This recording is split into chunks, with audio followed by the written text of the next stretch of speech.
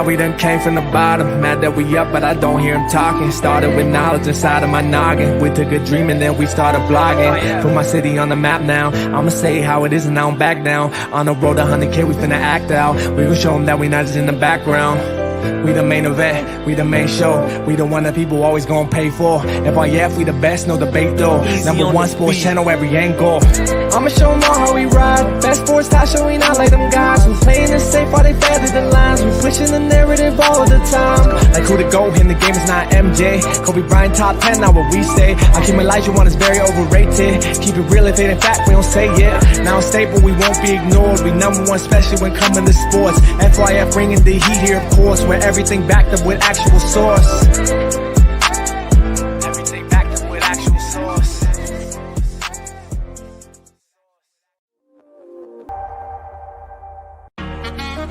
Nah, that's just passion. We love the game. You already know what it is. FYF. You don't got tough skin. Might as well not even come on in. Talk to him. FYF, blow the whistle, man, we too official. Better check the film, we not one of them. The greatest to ever ball above the rim. They wasn't with me shooting in the gym. Cut the small conversation, debate on major levels. This the playoffs, baby, bring that pressure, we never settle. Cross and spin, getting it in, I wanna win. That teamwork got us headed to the ship again. LeBron better than MJ, cut it out. Half these fans in the stands don't know what they talking about. Half-court jumpers, crowd going wild. FYF ranked number one, you better say it loud. Intellectual talk, but fuck your feelings. Elijah 1, 2 overrated, Kobe still a realist. Top 10 all time, now how they cut the line. Magic Johnson, Draymond Green, one in the same kind. Fuck your feelings, fast break, stop and pull a J. He got how many rings, nothing else to say. With the team, live streaming, play by play. This the dream, full steam on the road to 100K. FYF, blow the whistle, man, we too official. Better check the film, we not one of them. The greatest to ever ball above the rim. They wasn't with me shooting in the gym. Cut the small conversation, debate on major levels. This the playoffs, baby, bring that pressure, we never settle. Cross and spin, getting it in, I wanna win. That teamwork got us headed to the ship again. Started small, then turned into big dogs. They treat me like the GM, I just make the call. No matter who my op is, I'ma stand tall. Then pull up to the game, fresh like I just left the mall. 100K, 100K, 100K, check the score. We gon' bust the shot clock, fans running to the floor. All I hear is go this and go that. Man, your team suck, hang it up like a coke rack. I love the game, I admit it, I can't quit it. Step in front of me, man, your ankles gon' get the business. Been a legend like Moses Malone, way ahead of my time. This the greatest sports show ever, I just had to remind. FYF, FYF, blow the whistle, man, we too official. Better check the film, we not one of them.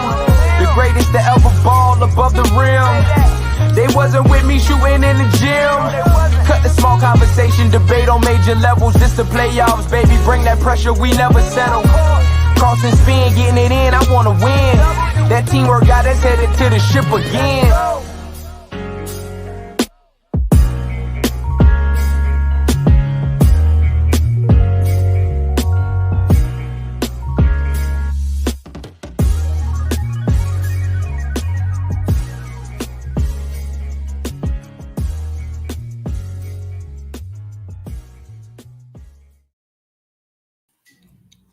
FYF Sports, man. Lamont, we back. Another show. And salute to y'all for pulling up for the late night stream. He said, old intros, please, man. Old intros is old. We'll bring them back, Pagan. But, you know, as times change, the music changes. It is what it is. This intro ain't going to be there for long. There's going to be new intros that come. I mean, you can always go. You can always visit our merch store. If you want to listen to the old tracks, just pay $1. You can purchase all the old tracks and play them all you want, man. All right. Hey, just like yesterday's stream, this is going to be one of those streams. This is going to be a people stream. You know, right? I'm going to be bringing you guys up to really chop it up about this topic. And again, the goal here is to just have a dialogue about this particular conversation, but I think when people talk about the GOAT debate, y'all, they talk about it and they rush it, right? We're going to be doing a mini series on the GOAT debate, and we're going to be breaking it up into segments. So this is going to be like a mini series on the GOAT debate, and we're going to break it into segments, a mini series, really breaking down each and every aspect of the game of basketball. And we're going to determine out of all these aspects, who has the better qualities, right? Whether it can go from an episode just talking about offensive side of the ball, which would include scoring and things of that nature. We have a defensive episode. Today, obviously, we're talking about the leadership episode. And then there's a whole bunch of other aspects of this particular conversation that we can break down. And potentially there's going to be more players that we're going to be comparing in a similar manner. But I just think, man, people, when they have this conversation on the GOAT debate, one is too many people that just have their minds made up. Too many people are too closed-minded to new concepts, new ideas, and a new understanding. Like I mentioned yesterday, that sometimes the new players that are coming along, they do it a different way. Steph Curry has created his own lane, his own avenue. Steph Curry's path to greatness looks none other. We have not seen it before. And we saw that with other guys. We've seen this with other guys, other greats of the past. Shaquille O'Neal. Shaquille O'Neal hit his pinnacle looking like no other great of the past. And he carved his own way. And so that's what we're talking about today. You know, I just think a lot of people just look at this conversation, and then I go to other platforms, and sometimes I watch people comment and people say, oh, it's just a whole bunch of people that like LeBron James on FYF platform.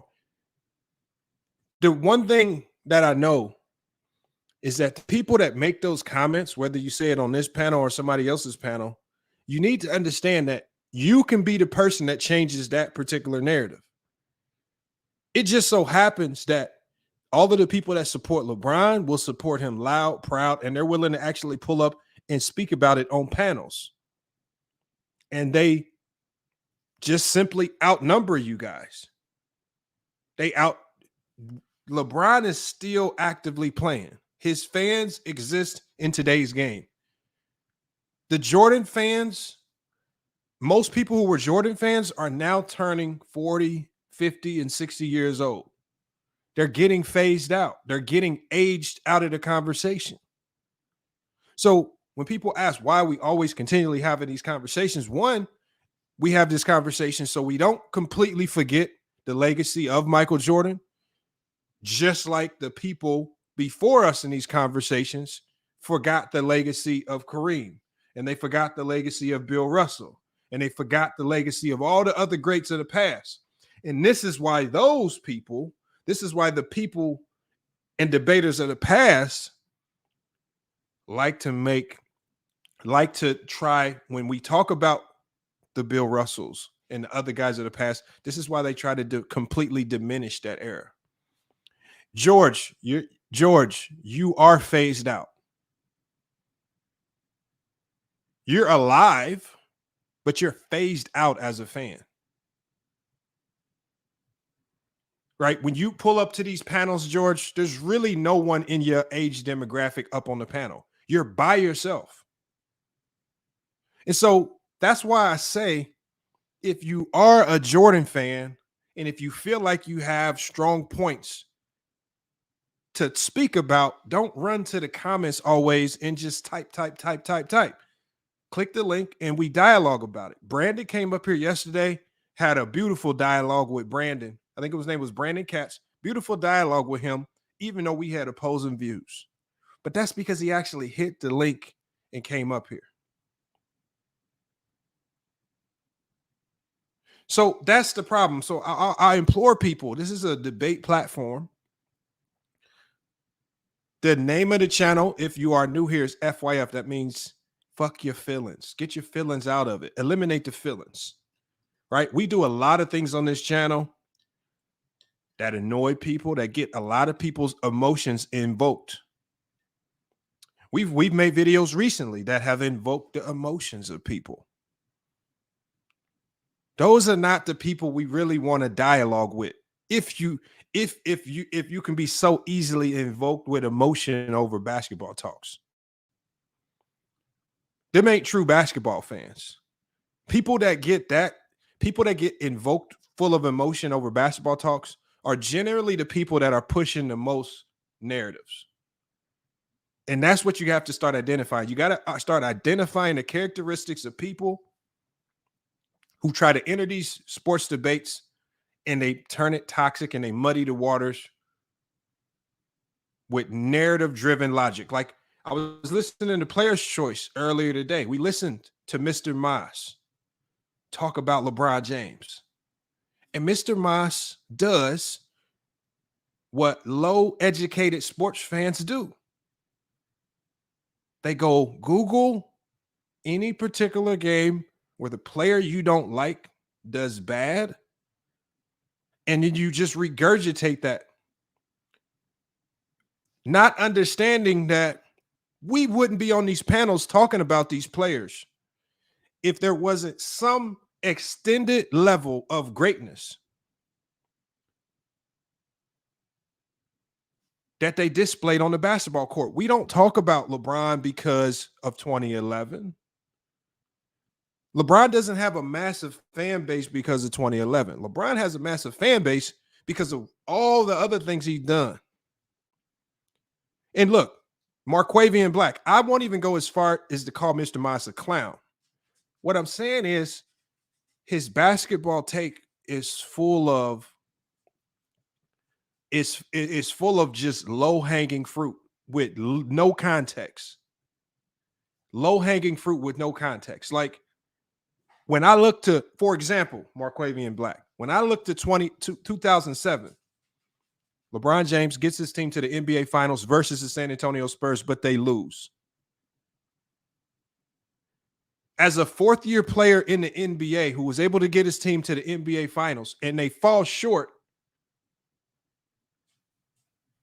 and their second best player gets hurt and isn't able to even participate in that series, I then have to say, well, this wasn't a championship caliber roster to begin with. They lose their second best player, and LeBron plays amazing basketball to get this team to the NBA Finals. And just for them to even be there is an amazing accomplishment. And so I weigh the accomplishment. I judge LeBron off how he played that full season, how he played in the full playoff run, and I'm not going to judge him off of that final series that people like Mr. Moss want to judge LeBron on. He wants you to completely forget about every other previous series, the regular season, the fact that LeBron was a fourth-year player, and just say, oh, he didn't get it done, he choked. And that's what I mean right here. This is what we're trying to avoid. We're trying to avoid these low-educated conversations. We're trying to avoid the people that run the Basketball Reference and run the fadeaway world, trying to Google LeBron's worst moments, and then you regurgitate it. Like I keep saying to y'all, before we start letting people up on these panels, we don't talk about these players because they're trash. And comparing LeBron's worst moments to Jordan's worst moments gets us absolutely nowhere in these conversations. It just don't. Because we don't talk about Jordan because of his worst moments. We don't harp on the fact that Jordan and the Bulls kind of sold in 89. They gave up a 2-1 lead to the Pistons. It happened. Does that make Jordan not great? No. Jordan turned the ball over twice in a very clutch situation in 1995. Is this the absolute reason why Jordan can't be the GOAT? No. It's stupid to harp on that.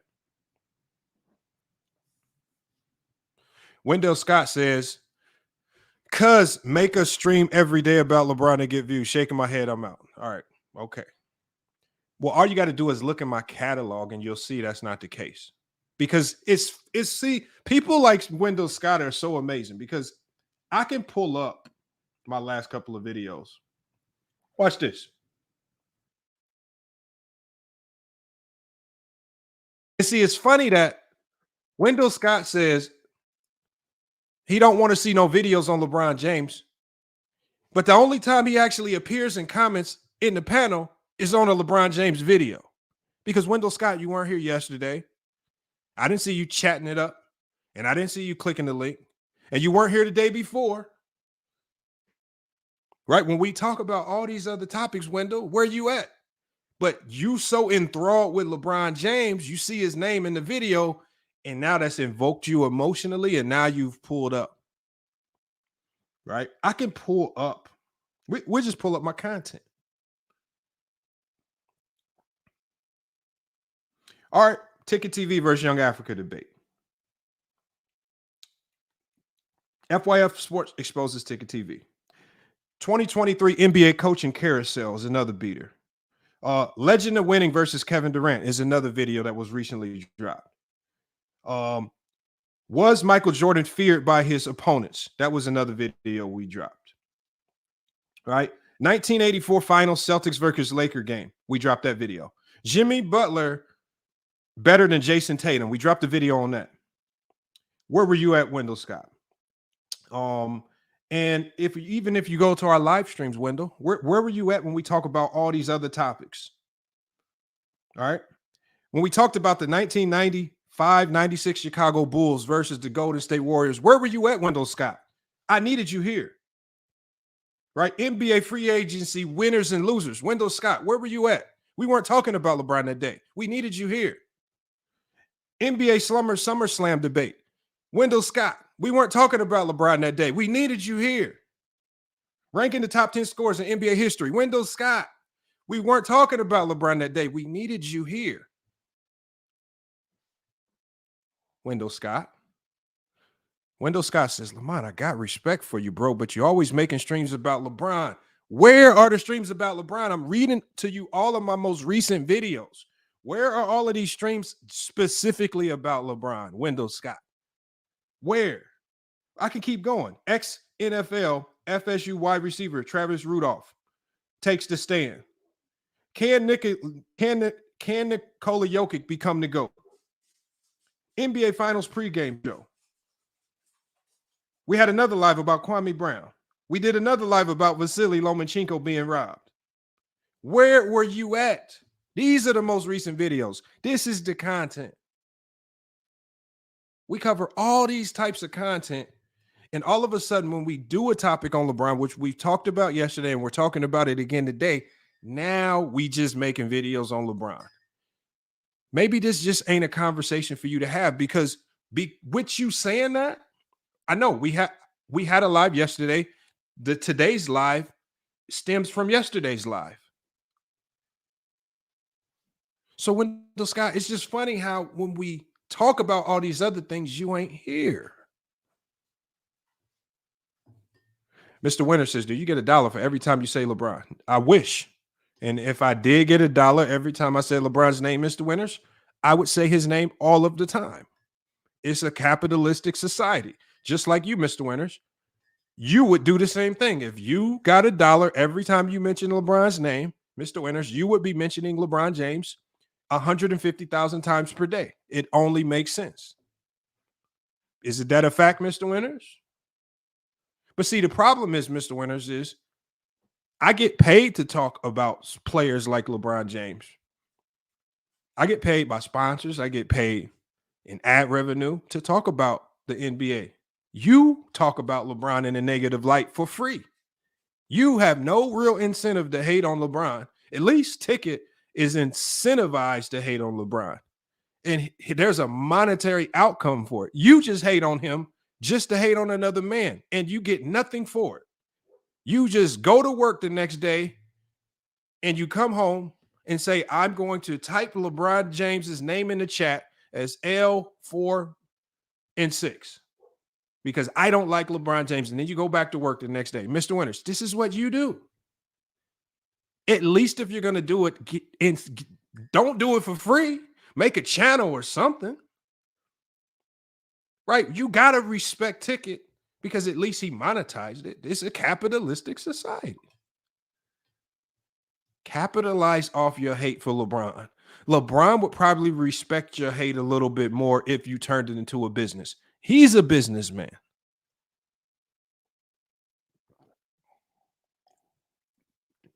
That's just some advice because you have a lot of energy and angst.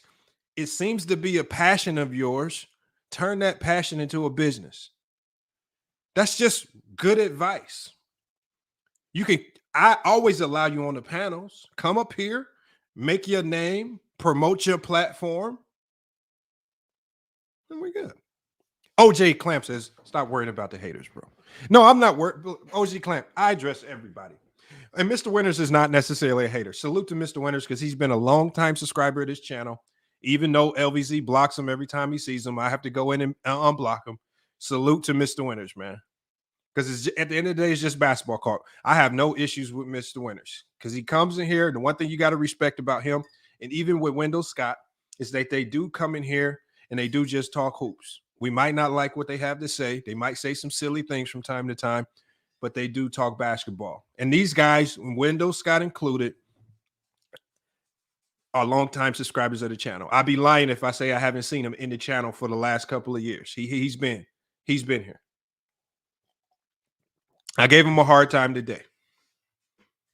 But salute to both those guys. They just don't like LeBron James.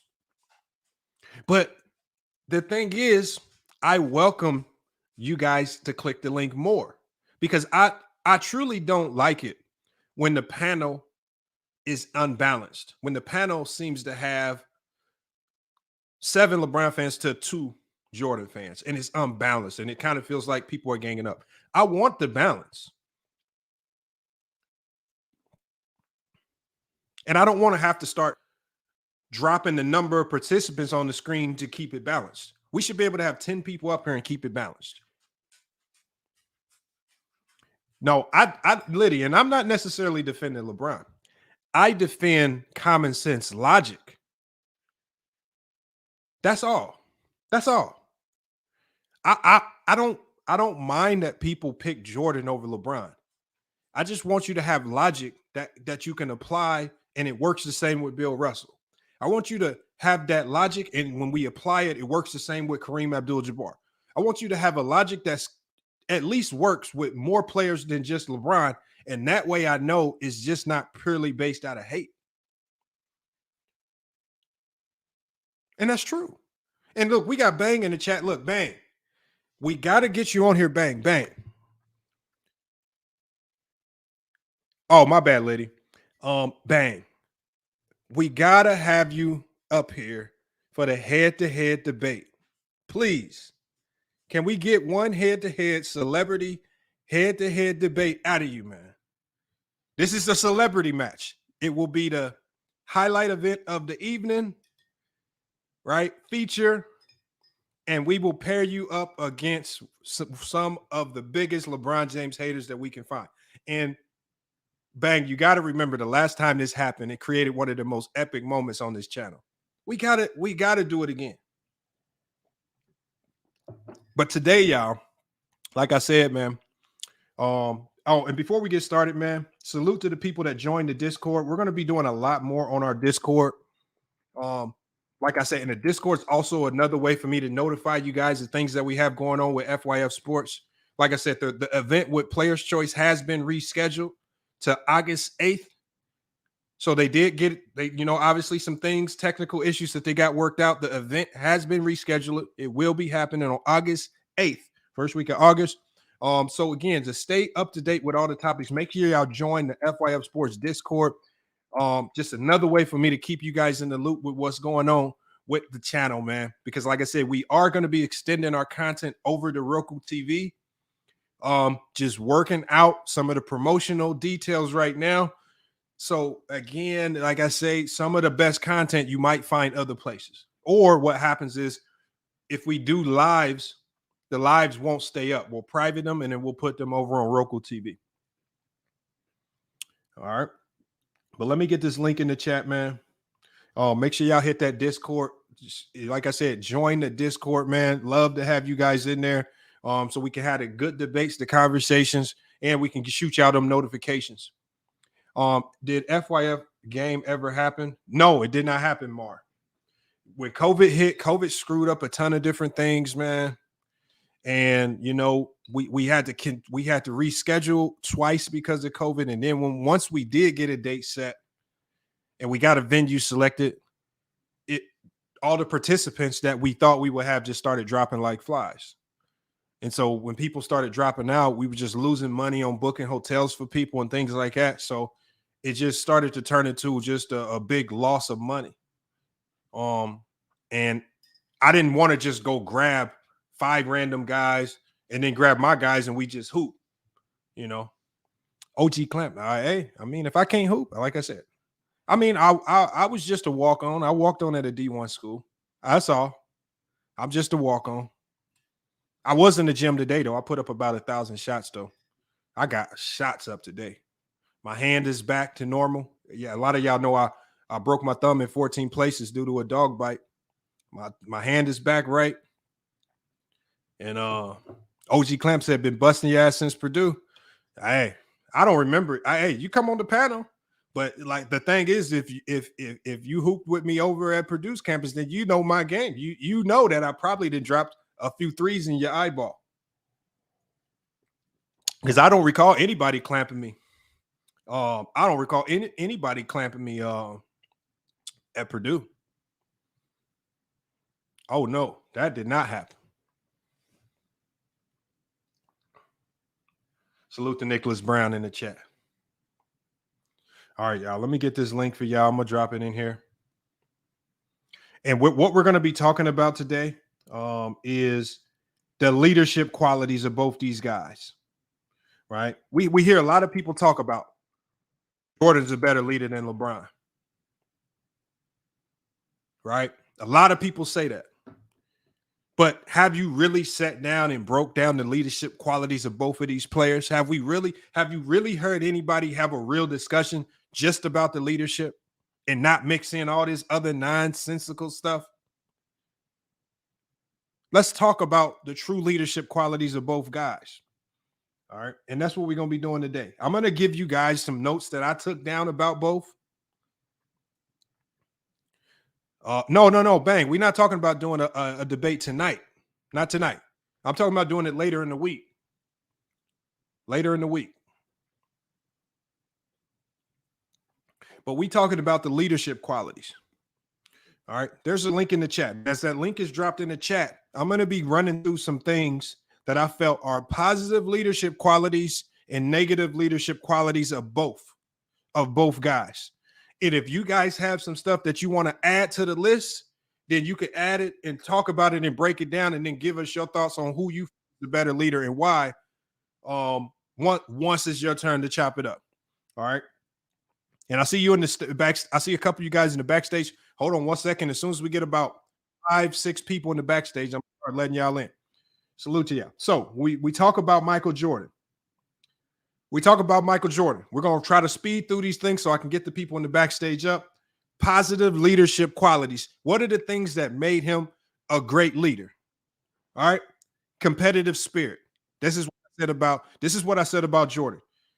He had an ultra competitive spirit, right? Relentless drive to win games. His competitiveness was legendary. I don't think anybody will deny that, right? If you want to go to in-game examples, we could talk about the flu game in 1997. Jordan was visibly ill, whether you say it was food poisoning or not.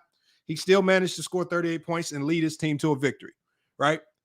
Playing and performing even when you are not 100% of yourself, that's a leadership quality.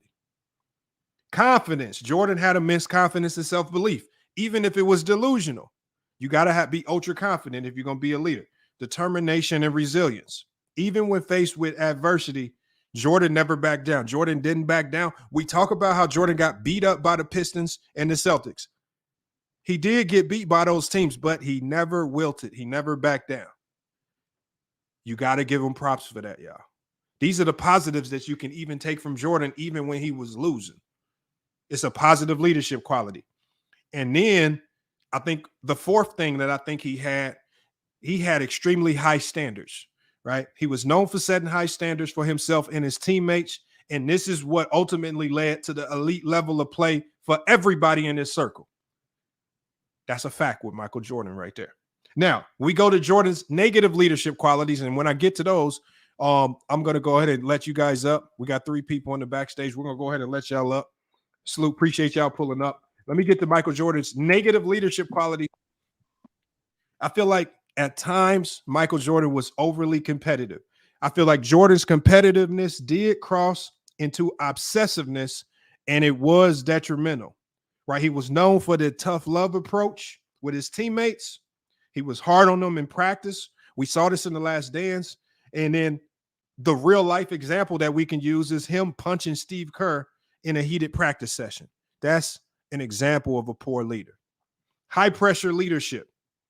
His standards, albeit extremely high, it put immense pressure on his teammates, right? This style of leadership does not necessarily work for everybody, y'all.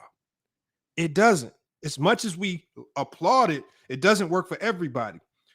An example of this that we can go to in The Last Dance with Scott Burrell, right? Jordan's tough love approach completely stretched this man out.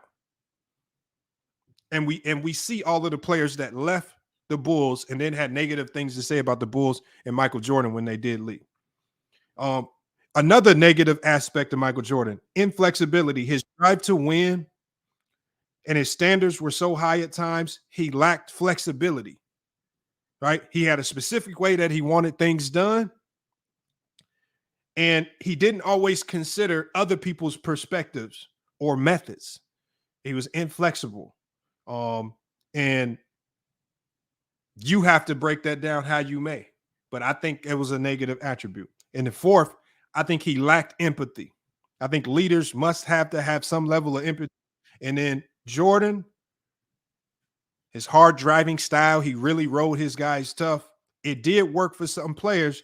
He ended up alienating a ton of other guys. And we're talking about the guys who needed more support and probably a little bit more understanding, right? So a lot of players and former players have described his style of leadership as tyrannical, and he didn't always demonstrate empathy or understanding the teammates that actually struggled while they were with the Chicago Bulls. And GOAT News, you having trouble right there? I got to kick you because you keep popping out and popping in. I don't know what's going on with your connection, but when you get your connection back right, come on back in. So when we talk about Michael Jordan's leadership, right, it definitely, we got to talk about it honestly. Jordan's leadership brought results on the court, especially once they got the help he needed, right? But it wasn't without criticism. There's a lot of people who are critics of his leadership. His dedication, his competitiveness, his will to win, these are good characteristics of any leader. However, his style also serves as a reminder of the importance of empathy, flexibility, and understanding when leading a team full of diverse individuals. If I'm being unfair to Michael Jordan, you guys let me know. If I left something out, you guys let me know. But I feel like that's a great summary of Michael Jordan's leadership. Now, we're going to get to the panel. We're going to talk about Jordan's leadership before we move over to LeBron. I'm going to drop the link again because I want a few more of you guys up here. Let me get Jared first on this, man. Salute to Jared, man, for pulling up, man. Jared, your thoughts. I just broke down Michael Jordan's leadership. We're not making a decision just yet, but I just want you to talk about my display of Jordan's positive and negative qualities as a leader. And did I miss anything? And is there anything you want to add? First of all, salute Lamont. But I don't think there's like much you missed in that regard. Like one of the things that I will say, and you kind of covered it first off, is that almost maniacal drive to win. Like there's legendary stories about Michael Jordan about how he used to get on teammates to the point where people thought that he hated losing more than he loved to win. I don't know what your thought on that is, Lamont. Like, do you believe that? I mean, I think at this level in the NBA, when you're talking about stars who win a ton, I think they all hate losing. I think it's how you handle losing that what matters most. It's how you recover from losing that matters most. Like when you talk about Jordan, they lost to the Orlando Magic in '95. How did they bounce back? They bounced back to the tune of going 72-10 and completely destroying the league. That's how you bounce back from losing. So when we talk about Jordan and having that pitfall against the Magic, the one thing that's directly connected to that is that his comeback from that mistake was even bigger and better. When you talk about LeBron in 2011, how did he bounce back from that 2011 performance? He bounced back by doing what the following year? So again, I think it's how you handle losing. That's the more important aspect of this. Because nobody likes to lose. Nobody likes to lose. Right. The one thing, the other thing I will say, and I think it's kind of funny because there's a lot of times, and obviously, look, I'm one of those guys that I do believe like you lead how you lead. Like people are gonna have their different styles of leadership. Like no one style can lead the same way. But I think the funny thing about it is like MJ's leadership. It really just depends on who you talk to, because like if you're one of those guys that like feel like more of a, what's the word I'm looking for? Like if you feel like you need to be more of like a galvanizer, like a team rallier and stuff like that, like those type of people may not like MJ's leadership. But like if you're somebody who likes to be like, I guess more motivated, like maybe taking like slights and like making them positive, like what Jordan did, like you'll prefer his leadership. Like I really think it depends on who you talk to as far as like what you think of his leadership. I got you. I mean, so let me get to Bulls fan.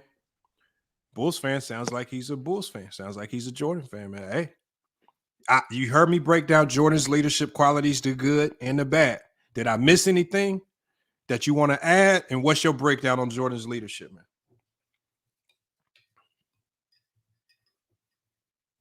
We can't hear you, Bulls fan. So I'm going on with your mic. I saw you took yourself off mute. Take yourself off mute. Dang, I still can't hear you. If you are talking, you might have to hop out and come back in. Or if you have Bluetooth headphones on, you might have to disconnect them. There you go. We're going to let him come back in. All right. Hold on, y'all. The link is in the chat, man. If y'all want to come up and cook. First, we starting off. Remember, we're not making a selection yet. And I'm going to put a poll in the chat.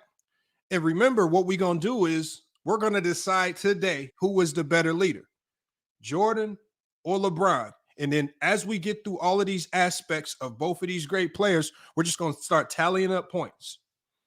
All right. We're going to start tallying up the points. We got Bulls fan. We got SB Talk. All right, can you hear me? Yeah, I hear you now, man. You good. I don't think you really missed too much with MJ's leadership. I think you did miss one thing. MJ was extremely selfish, and he did have a big ego. You could have said that. But everything else you said was valid. So I can add that on to the negative, a big ego and selfish. Now, that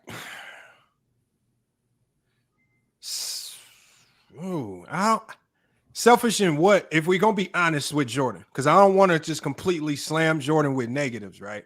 If we're going to be honest with Jordan, in what regard are you saying that he was selfish? I just thought he wasn't really a team player. He really was just like, he said there's no iron team, but there's an iron win. So he was just like, hey, I'm going to get the ball. I'm going to give us this win. He wasn't really trying to play as a team. And you see, before he got, I forgot his name. Before he got the coach, they really wasn't doing nothing because he was extremely selfish. Phil Jackson, yeah. So you basically saying they had to reel in his ego and his selfishness with a coach that makes sense. Now, that's what I like, y'all. When you provide, if you are going to say something negative, at least bring context to it with a real world in-game or some type of example that can support it. Let's just not come up here and just start blurting stuff out that don't make no sense. We got SB Talk Sports, man. I don't know if you heard my positive and negative. I came a little bit late, so if you want to say it again, you can go over a quick run back so I know what I'm talking about. I'll try to be quick with it. So Jordan's positives: competitive spirit, confidence, determination, resilience, high standards. His negative qualities was he was overly competitive. He was a high pressure leader. He was not flexible as a leader, and he lacked empathy. And then we had Bulls fan add he was selfish and had a huge ego that needed to be reeled in. by a coach by the name of Phil Jackson, who is the master of reeling in the egos of great players. What about Brown? What's Brown's? We haven't touched on Brown yet. We're gonna go with Okay. Jordan first. We're gonna go over to LeBron next, and then we're gonna vote. We're gonna put the poll in the chat, and then we're gonna vote here on the panel. I just want to know your thoughts on that. Did I miss anything? Is there anything you would add? What are your thoughts on Jordan as a leader?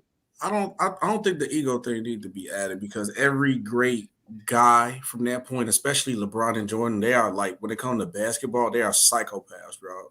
Like, trust me, they both have ego and they both are crazy. It's definitely stirs. I don't think that's a negative add on Jordan. I think you kind of hit the nail on the head. Jordan, very over competitive, determined. I think also you get that he's a flexible leader because he did buy into a system and he bought into the system for the betterment of the team. I think that's something you can definitely add to him. And then I say also, I think you add everything with a negative because him being over aggressive and having high standards of teammates, obviously. So yeah, I think everything right there hits on the head though for sure. But I think you should add that because he bought it to him being a flexible leader, even with his ego. So even though in certain aspects, are you saying he wasn't flexible as a leader, but there are aspects, there are examples that demonstrate he was flexible? Yeah, because he bought into the system. And he bought into a team. He did buy in. And I tell y'all right now, that Bulls triangle system with Phil Jackson, it don't work if Jordan don't buy in. It's completely that's facts. If you can't get your best player to buy in. So he did buy in to a certain degree, even though he didn't even want Phil Jackson there. He loved Doug Collins. Mm-hmm. He did not want Doug Collins to go. And so he humbled himself, whether it was by force or whatever with Phil Jackson. He was flexible in a certain way. He won't feel the lead once he realized. Then he didn't want Phil to leave once he started collecting that hardware. EP, you pulled up, man. What are your thoughts on this topic, man? What's good, man? Do you even know who this is, bro? I sound like Cho Boy. Oh man, this is funny, Dan. Anyways, man, look. At the end of the day, I think are we just sticking with Jordan, or are we going with both LeBron and Jordan? Right now, we're just doing Jordan, and we're gonna move over to LeBron here in a second. I mean, he was a good leader, but he led by just straight bullying people. If you just want to be completely honest about it, would that work in today's, type of athlete? Probably not. But for the '90s, I mean, that intimidation, if you will, it worked tremendously. If you think about what he's able to accomplish with the Bulls franchise over, the course of really 6 years when he won all those championships, 7 if you include the year he came back and kind of lost. Yeah. Hold on, that was my homie. That's OG Clamp. That's my homie. What's good, fam? Hold on, is that you, Eric? Yeah. Your mic got you sounding different than a motherfucker, man. Oh man, that boy that hit puberty or something, boy. Again. Nah, Eric is the homie, man. Oh, okay. So I had Eric on one time. He kind of exposed me. He said he was carrying us out there in Indiana. Yeah, we know he was carrying you. Yeah, we know. Nah. I mean, we ain't gonna say all that. Man, you just Scalabrini. Don't lie. We already know the story. I put it to you like this though. I'll be honest. Malik Beasley. You just no. I will be honest. He was kind of like our LeBron. I ain't gonna lie. Yeah, and you was J.R. Smith. No. I wasn't just no regular role player though. What? So you was the top 10. So you Kevin Love then. You want to feel special. In all fairness, he was a J.R. Smith coming off the bench, just letting it. Nah, I'm just messing with you, bro. No, you keep it a buck. He probably was like PJ Tucker, No. He could hoop like legitimately. I ain't gonna. PJ Tucker can hoop too, but he just got to accept with the role they had with you guys. You know what I'm saying? In Planet Fitness, you know what I'm saying, or open course. But Eric, no. Eric. So he was like a JJ Redick, huh? Yeah, a sharpshooter off the bench. I'm telling you, bro, you guys being real disrespectful right now. Jeff Teague. He was Jeff Teague. No. Look. If he wants to make the LeBron comparison, which I think is far too kind, then he was definitely a Kevin Love, Chris Bosh. I even give him a Wade. You know what I'm saying? You being nice because he called you LeBron. No. I had some games where I went off, but really, see, as being under a team and I understood the structure of our team, we always deferred to Eric, man. We had to let our best player just go. But I ain't gonna lie, he was our best player. No question. All right, well, let's get back to this Jordan debate though. No, hold on, Eric. We gotta reminisce one more time though. All right, go ahead. You remember our rival? and you remember that epic block that you saved our whole goddamn season. I'm talking about y'all. I'm talking about this man Eric, man. This is our personal version of the LeBron chase down block. Am I lying? Look, That dude block didn't see me. He didn't see me. I No. caught him pretty good on that. That I ain't block gonna lie saved to you. our whole season. We don't win without that block, man. That was wild right there. But yeah, that was crazy right there, man. I think I hit you up the other day, man. You ain't hit me back. Nah, man. Look, if I did, my apologies. I got a lot going on, but yeah, and yeah, I probably do sound a little deeper. I got an 8-month-old, and then my man sleeps, so I'm trying to keep it that way. Oh, man, see how you keep me out the loop with this stuff, man. Look, we'll talk offline. This- but this- let's all get right. let's get Okay, back yeah, to yeah. this We'll debate. chop Let's it get up back later. to this debate. That's your Yeah. first one, brother. Hey, E, that's your first one? Yeah, first one, bro. Welcome to the club, bro. I already know how you feeling with the first one, so you still going through it. Yeah, congrats though. Now I can tell him Congrats, my boy. congrats. That's Yeah, wild. But man, look. we'll chop it up later though, Eric, on Yeah, that. we can chop it up. Let's talk basketball for a minute, man. Okay. But yeah, I look, Jordan was a great leader. I think he led by intimidation though. And I think at the end of the day, there's a better way to do it. But he was successful in what he did. So you can't knock that. That's like saying the disciplined parent is a bad parent. No, not really, because sometimes that team. I don't think if Jordan was as disciplined as he was, I don't think that team would have been as good because he expect excellence from him, and everybody had to come out and play. Yeah, I think though you can lead by leadership without being a bully though. I think those are two different things. You know what I'm saying? Like you can be the first one in, last one out, and like if you're the hardest working dude, like what they gonna say? You know what I'm saying? It's kind of like Tim Duncan, if you will, right? Like if Pop can cuss him out, then like if Pop cuss you out, what you gonna say? Because Tim Duncan getting cussed out, right? But I think Phil cursed out Mike. You don't think Phil cursed out Mike? I just feel like and He definitely did. But I just feel like the bully aspect was like that little extra that was just unnecessary, in my personal opinion. But no, I think besides the Steve Kerr story, I don't really think Jordan was really a bully. He just demanded excellence. But what about the Scott Burrell story and then the Horace Grant story with the food on the plane? Yeah, man, I don't know, bro. I think yeah, you a girl, and ain't no bro. Come on, you no. He's 6'6". Horace Grant 6'6". Yeah, but SB, but you know that nobody could retaliate against Jordan because if you punch him, you probably gonna be out the door the next day. Like if you do something, it hurt. I think they gassed. I'm not saying you wrong about the story, but I think they gassed. Even I think Horace Grant said they gassed the story a little bit. They gassed it a little bit more. Well, everything they do with Jordan, they gassed it a little bit more.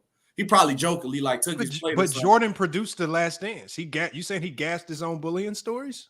Then ain't everybody mad about The Last Dance but him? We can only assume that he probably dumbed them down and they probably was worse than what he said. He the one produced. Probably. I think I ain't denying it though, but I think they gassed it a little because everything with Jordan they gassed. Even the good stuff they gassed it with Jordan. Okay. I mean, keeping it in the buck. They gassed everything about Mike. Hey, so look, we had everybody. It's like that's everybody on the panel. I'm gonna drop the link if anybody wants to come up and cook on Jordan before we move on to LeBron. I'm gonna drop the link one more time. And again, salute to the homie Eric pulling up, man. SB here, Jared, and we got Bulls fan. Hopefully, we get a few more of you guys up. But we're about to move on to LeBron James. I'm gonna try to get through this as quickly as possible so we're not harping on it too long. But this is what I got for LeBron James. All right. Positive leadership qualities, empathy, and team building is probably his number one quality to me. He's been praised for his empathy, his ability to be supportive to teammates, even probably too much so because he got a whole bunch of guys paid that probably didn't deserve the money. But that's what you're supposed to do, you know. He's seen – you could talk about how he's supported his team on the bench. From this is example of this are all over the league. And then a lot of people don't know about how he supported Dwight Howard when Dwight Howard was really going through some tough times in the league, right? Not just dealing with the baby mama issues, but he was also dealing with the homosexual allegations and the transsexual. So he dealt with a lot. A lot of people don't know. LeBron was the one that helped him through that. Versatility. LeBron is known for his ability to play multiple roles on the court, scoring, assisting, rebounding, and defending. I don't think we have to go no deeper than that. As a leader, but you willing to do anything and everything to win, you got to give him credit for that. Emotional IQ. LeBron has a very high EQ. Emotional intelligence is evident in the way he interacts with his teammates and coaches. And he understands everybody's strengths and weaknesses. This is displayed by his former teammates talking about how this man would study where to throw each player the ball, where's their shot pocket. And that means you're willing to be versatile and adapt to everybody, make them better, raise their level of play. And that's shown with some of the teams that he's played with. You saw a ton of guys like the Boobie Gibsons of the world elevate their level of play with LeBron. But when LeBron's not there, obviously they games kind of drop back into the garbage can. Resilience. LeBron is resilient, similar to Jordan. It's one of his remarkable traits. Despite intense scrutiny and criticism, he faces this all the time. Every year we're hearing about PED allegations. Every year we hear women come out making up fake cheating allegations on him. All this stuff. He has a ton of intestinal fortitude. He gets through it. He has high resilience. Negative leadership qualities for LeBron. We got 4 of them. I listed this as called high control. LeBron is known for having a strong influence on the team, decisions such as trades, coaching hirings, and this sometimes can result in conflicts and power struggles within an organization. Correct. And we saw this with Cleveland. We started to see a little bit of this in LA. And as much as I know there's a ton of LeBron fans in the chat, it's just one of the negative leadership qualities that LeBron James has. High control. And it sometimes it's caused a divide in organizations. 2, KD spoke about this. He's a polarizing figure. Remember, KD said, just being on a team with LeBron is a ton of pressure because you have to deal with the circus that comes with it, especially from the media. LeBron's high profile, and he's also outspoken in nature. It can sometimes, and he also has very polarizing opinions, and he's been criticized for being too political. And a lot of people in the media say he's overstepping his role as an athlete, right? And so how do you want to weigh that? Remember, we really got on Laura Ingraham for saying this to LeBron James. I don't agree with that narrative, but it is something that you can potentially criticize. Mayonnaise. High expectations. LeBron's reputation and success often brings high expectations for any team that he plays on. And a lot of times these are unrealistic expectations. And this can put a lot of pressure on his teammates and coaches to meet those expectations, however unrealistic they are. And then lastly, we got public criticism. LeBron is not shy about expressing his thoughts publicly, even if they might cause friction within the team. For example, his public criticism of his teammates' performance, right, during his time with the Lakers, it has been looked at as unhelpful and demotivating by some. So we just have to be honest there. So when we summarize LeBron's leadership, his leadership style, I would say is much more focused on team building and emotional IQ. He has a lot of influence and drive to win. That's resulting in a lot of significant achievements.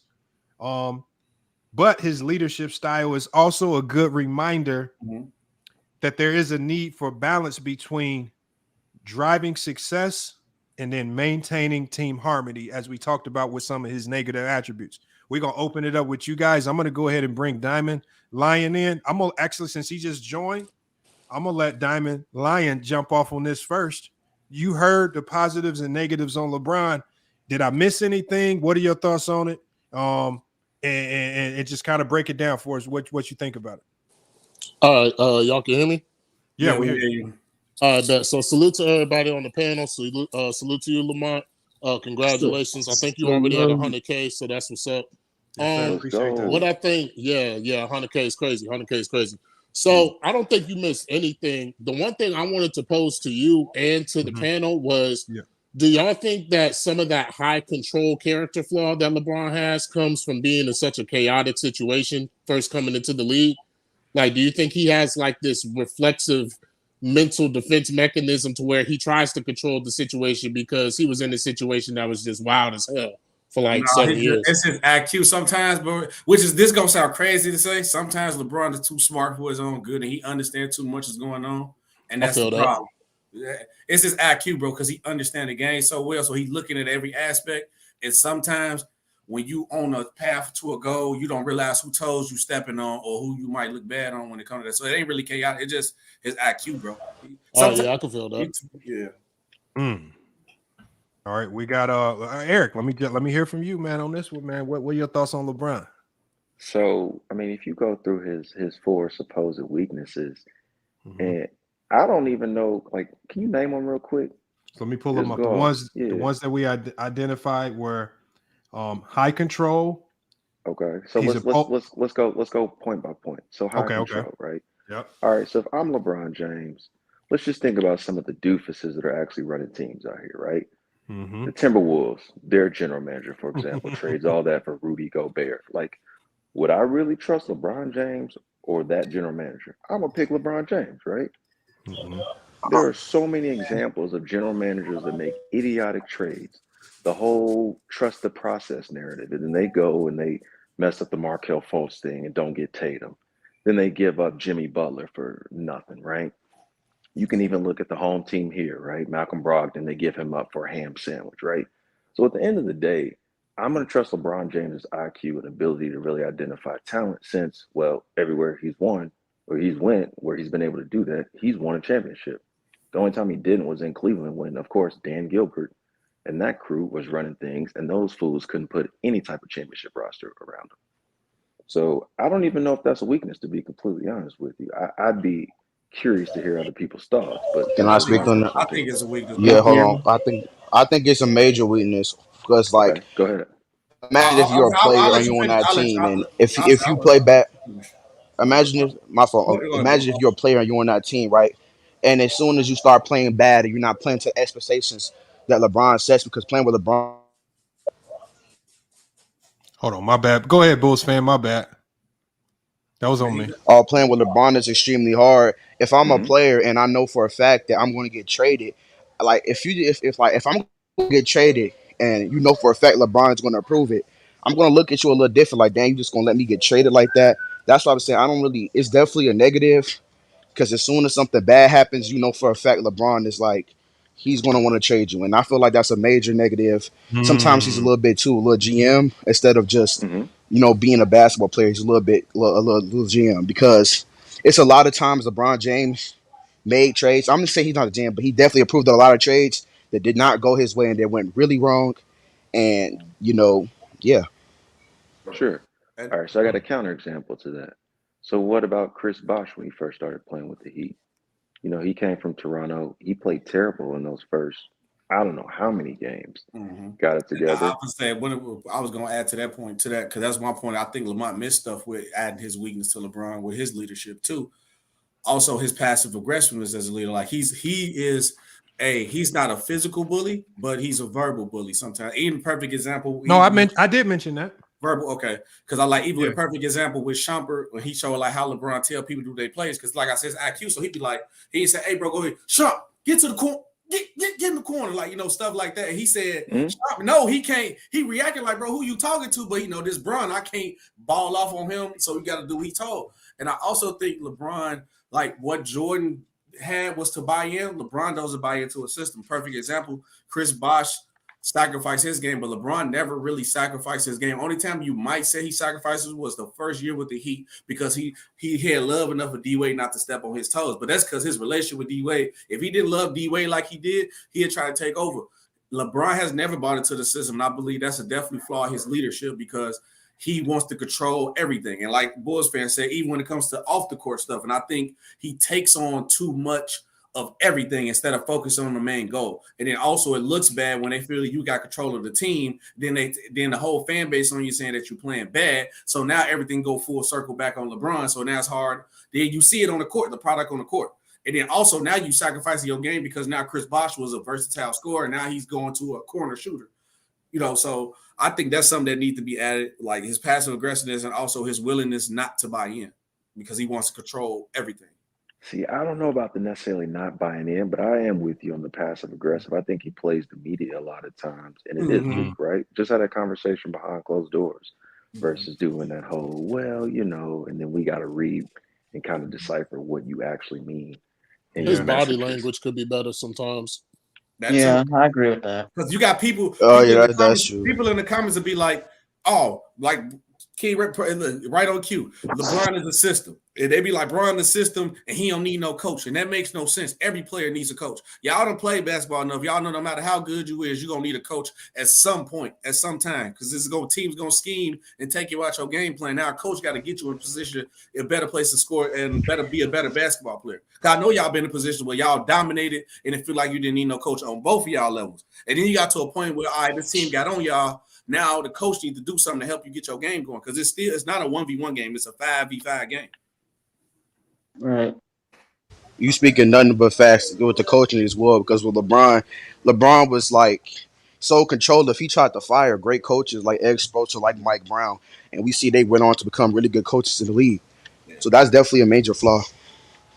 Yeah, I guess the buying in piece. I think with Coach Spo in Miami, I think he did buy in. He ended up being probably. He wanted Spo fired. He eventually he bought him, but at first he didn't want He wanted Spo fired. Yeah. Correct. All those things are true. I will But say you though, talk about LeBron is Jordan. also. Oh, go ahead. My bad. No, I was gonna say no, and I'll relish this to you. But I was saying you talked about Jordan earlier buying in with Jackson after a while. I think LeBron did the same thing with Spo. You remember when he bumped his shoulder into him at one point in the season, and eventually he probably should have won Defensive Player of the Year, to be completely honest with you. He should have. Yeah, he should have. He should have. The other thing, LeBron has actually brought a lot of coaches along. Like, I don't know if we really talk about Mike Brown and Ty Lue and all these people if like Bron didn't have them in the finals for real. So if he was a bit of a coach killer, he also like improved a lot of coaches' resumes that like ain't really shit without him.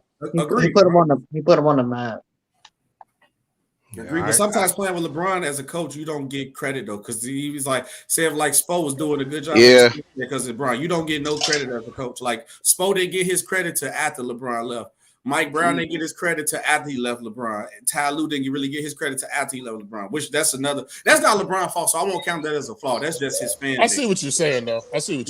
They don't give him no credit. Think about when they got credit. Besides David Blatt, I don't really think LeBron really had like a terrible god awful coach. Man, Blatt was trash. Blatt was so terrible. Blatt was terrible. Oh my god, bro. All right, Lamont, what was that? What was point number 2, man? The point number 2 out of the negatives was a polarizing figures. Basically, LeBron's high profile and outspoken nature can sometimes polarize opinions. He's been criticized for being too political or overstepping his role as an athlete. Ooh, I got a lot. And here's one example that I didn't mention was his public comments about Hong Kong protests in 2019, and this drew a ton of criticism, but that kind of took the focus off basketball and had a lot of people asking him and his teammates about political issues. I feel what you said. So now I get like that's not really a flaw, but you said because he brings distractions off the court. But also it did affect the team, because once the media starts asking your teammates about what you said, that's when it starts to become a team issue. Also, I want to add a positive for LeBron too. I don't know if you said it. Instead, like he does drop star players we play with, but I feel that his leadership ability, he gets the most out of role players, like the least players, he get the most out of them. The Dellavedovas, the J.R. Smiths, the Tristan Thompson. I think that should be added to him. Like he gets the most out of the other guys. I'm gonna say the other guys. I think that should be added for sure. The star players, I don't know, but the other guys, the 12th, 13th man, he gets work from them. He definitely made AD and Kyrie better though. That was like the only 2 stars he probably made better. Yeah, I agree with you that. Yeah, that's true. I don't know if those are the only players he made better. I was gonna say I don't know about. No, he's talking about stars. He's talking about stars. Yeah, I think he made Kevin Love better. I think he made AD better. I think D Wade's knees fell off. And remember, better isn't always better stats. He made those guys better players for sure. More impactful. I think Kevin Love was more impactful. He made Kevin Love play. No, Kevin Love was not impactful in Minnesota. They were losing every single game. Stat pattern. That wasn't stat pattern. Kevin Love definitely got better in Cleveland, especially defensively. Okay. Yeah, he learned how to play defense. I can't deny that. Hey, hold on. Let me go to Ghost. Ghost pulled up. He just hopped in. I want to get his thoughts on this. Ghost, man, your thoughts on LeBron's leadership, man. Who got a windmill? Hey, salute. What's good, man? I didn't have much to say, but I actually came up here to ask a question, and that was for SB. He said that LeBron, he never. I hear a lot of guys say that LeBron didn't buy into the system, and I want to know what system LeBron was supposed to buy into. I get confused, and a lot of people ask that question. Okay, first of all, my favorite version of LeBron is the first version of the Cavaliers. Even with the first run with Mike Brown, which kind of did hurt them because Mike Brown used to run the same system as the Spurs manager. I ain't super technical as best, but I'll tell you every term of the system they ran. But there's a certain system they ran like the Spurs. Then he went to the Heat. They pretty much like LeBron really was like used to break down the offense and everything ran through pretty much him. Same thing he did with the Cavaliers. And it's just like those type. I think you could say with the Lakers, because he was dominant on ball all the time. Manager, I'm not saying he's wrong for doing that, but sometimes you got players like Bosh who sacrificed his game, D Wade, Kevin Love before. I think Kyrie every day was hand-to-hand match. They was playing like 1A, 1B. I just think like he pretty much wanted to control the dominance of the offense. He wanted to control at least like 90% of the offense all the time, which I don't blame him. He got one of the highest IQ in basketball, but sometimes that be a detriment to the team because like even people you've seen, somebody said in the comments, LeBron was a system. Why he need to be in a system? LeBron don't need a coach, and he used to do that, waving off plays from coaches and run the offense. Now we can respect it because of the high IQ of LeBron James, but sometimes necessarily it does not work because sometimes he lost series because of that. And because now it's like everything depends on you now. These is facts. You fall out. Once you play, since you controlling everything, once you play bad and once you fall out or you're not to your top tier, you end up losing and your team look bad. That's why we've seen it in certain different series.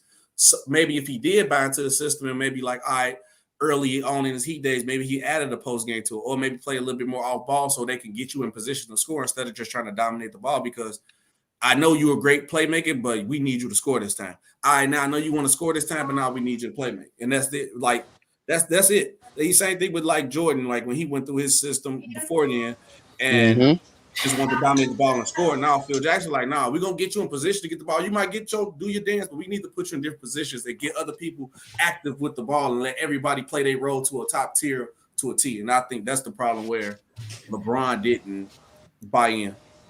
Even Jordan didn't. I think LeBron. Yeah, I think what you're saying is true because like every LeBron plays a very heavy, heliocentric offense. He just won with it, but he still played extremely heavy heliocentric offense. He's like the only player in history that has won playing that type of offense. So he's definitely he doesn't really know how to bind a system like that. He's kind of bought into the system right now. He's a lot more off ball right now as he's getting a little bit older. But back then, in those Cavs days and those Heat days, he did not buy into that system. Yeah, He but bought in remember, defensively. if y'all remember when I pulled up that scouting report from the Toronto Raptors, Dwayne Casey's scouting report indicated that LeBron James was elite off ball, and this was before the Laker days. Like Dwayne Casey is one of the best defensive coaches in the NBA, and his scouting report indicated this man was one of the biggest threats on the floor off ball. And so that's what I say is like, is we just saying this off ball stuff because of narratives? Because when I pulled and I put it on the screen multiple times, so a lot of people actually saw what the scouting report said specifically. I don't know if some of the narratives support this. He can't play off ball narrative, and I don't know if just off ball and on ball is a system. Now, Lamar, it wasn't that he couldn't do it. Hold on. Nobody said he didn't do it. He was great. He was good off ball. He just didn't do it. Yeah, no, he did. No. But remember the scouting report. The scouting report literally said he was like in the top 1% of NBA players on his points per possession off ball. Like without the ball in his hand, he was elite. And so he didn't do that a lot. But he didn't do that a lot. That's what you can't be elite in the NBA in something if you don't do it a lot. Correct. What? Like this was the scouting report, Dwayne Casey. This wasn't just a regular season scouting report. This was the playoff scouting report. Like, so the playoff scouting report is generally made up of all your tendencies. If it's not a tendency, it ain't gonna be on. Like Eric, you've seen scouting reports at all your colleges, Purdue, everywhere. If a big man at Penn State don't shoot threes, the scouting report ain't gonna say nothing about him shooting threes. It's gonna talk about his Correct. strengths. You are You know what I'm saying? What year was this? Was he on Miami during this time? Here, I'll pull it up just so we can Yeah, be he I factual. just want to know Miami. because if you talk Miami, the most of the time he was off ball was backdoor cuts for like oops or. No, I think this was Cleveland when he said that. I think it was his second. It wasn't never. Anytime it was majority, I say 80% of the half court sets LeBron control, which is not wrong because I think LeBron mindset was can't nobody on this court make a better decision with the ball. I think only two players he really trusted was probably D Wade and Kyrie Irving. He didn't ever really, which I halfway don't blame him. I'm not. I mean, most of the great individual players do have a high usage rate though, so it's not like LeBron the first nigga to do this. So no, because I'm not saying he wrong for doing it because you look at the early Cavs days when he was doing this. Who gonna do it? What I'm gonna do? LeBron was just to win. We nitpicking off what made him a good or bad leader because sometimes it's bad leadership. But I don't necessarily say it's wrong, but it's still bad leadership though because you make other people sacrifice parts of their game for you because you feel like it might be better because maybe we don't know. Huh? I just want to make sure if we're going to put a label on this guy that is at least accurate. And I just don't know if the LeBron James can't fit into a system narrative is accurate. Bro, or the narrative that he can't play no ball. I don't know. Nobody said that. Nobody said that. That's the point. You mixing the words of LeBron is elite off ball. He can play in any system. Is accurate how to do that. The problem is he refused to do it. That's the problem. That's not true. No. That's not true. I don't know about refuse. I think he did refuse a little bit. No, he did not. That's not true. That's not. It's just not true because if he didn't do it a lot, it would not be on nobody's scouting report. Facts. That's the thing. But you only put the most when if somebody did this like Eric, let's say Eric, you were doing a scouting report on me. Would you put anything about me being a slasher on your scouting report? No. Now, and to Eric, now why would you not put anything about me being a slasher on your scouting report? Because that's not your game, man. It's not what you do. I don't do it. I agree. Now, but what now, Eric, what would you put on the scouting report offensively? Hey man, he's a sniper. So you let him get his feet set, he can shoot. No, but the point is with the Heat, the only time he was really transitioned, so it was the Cavs. So, but I'm saying for the point with the Heat situation, a lot of his all ball came from transition and probably backdoor course, but majority of the time LeBron had the ball in his hand, especially in half court sets. No, that's not what it says here though. No, but that happened with Miami for sure. Okay, this is what it says. Mm-hmm. This is what it says about this the second round with the Cavs, right? The second round. It says LeBron is good. Look at the terminology that they use. They said he's good as the ball handler with 1.13 points per possession, but it says he's excellent as the screener in the pick and roll at 1.21 points per possession. It says he pops twice as much as he rolls. Right? He said he gets the ball out of pick and rolls, which is playing off ball at a high volume. So we can't say he plays off ball at a low volume because his scouting report specifically says he gets the ball out of pick and rolls at a high volume at an elite efficiency of 1.33 points per possession. So that tells us right there he operates out of the pick and roll as the screener. He rolls to get the ball that's playing off ball, and he's elite. And he says he does it at a high volume. So that's what I say. We got to be accurate if we're going to put that label on him because I don't know if that's accurate. Now, look, now for it to be accurate, right? Because this 2018. So Kyrie Irving was gone, right? And this the same Toronto Raptors teams who's a favorite loss of 4-1, and clearly LeBron was dominating on ball. And so this scouting report is clearly wrong, and you see what happened during that series. So this scouting is off. No. The scouting report. Hold on. No. What I'm saying, the scouting report. Factual. No, let's talk factual. How did LeBron dominate? No, let me finish. SB, this is not a scouting report that talks about the outcome. This is a scouting report that he used to prepare. Now, how well they were able to execute. How well they were able to execute is based on your personnel. I can give a YMCA team any scouting report.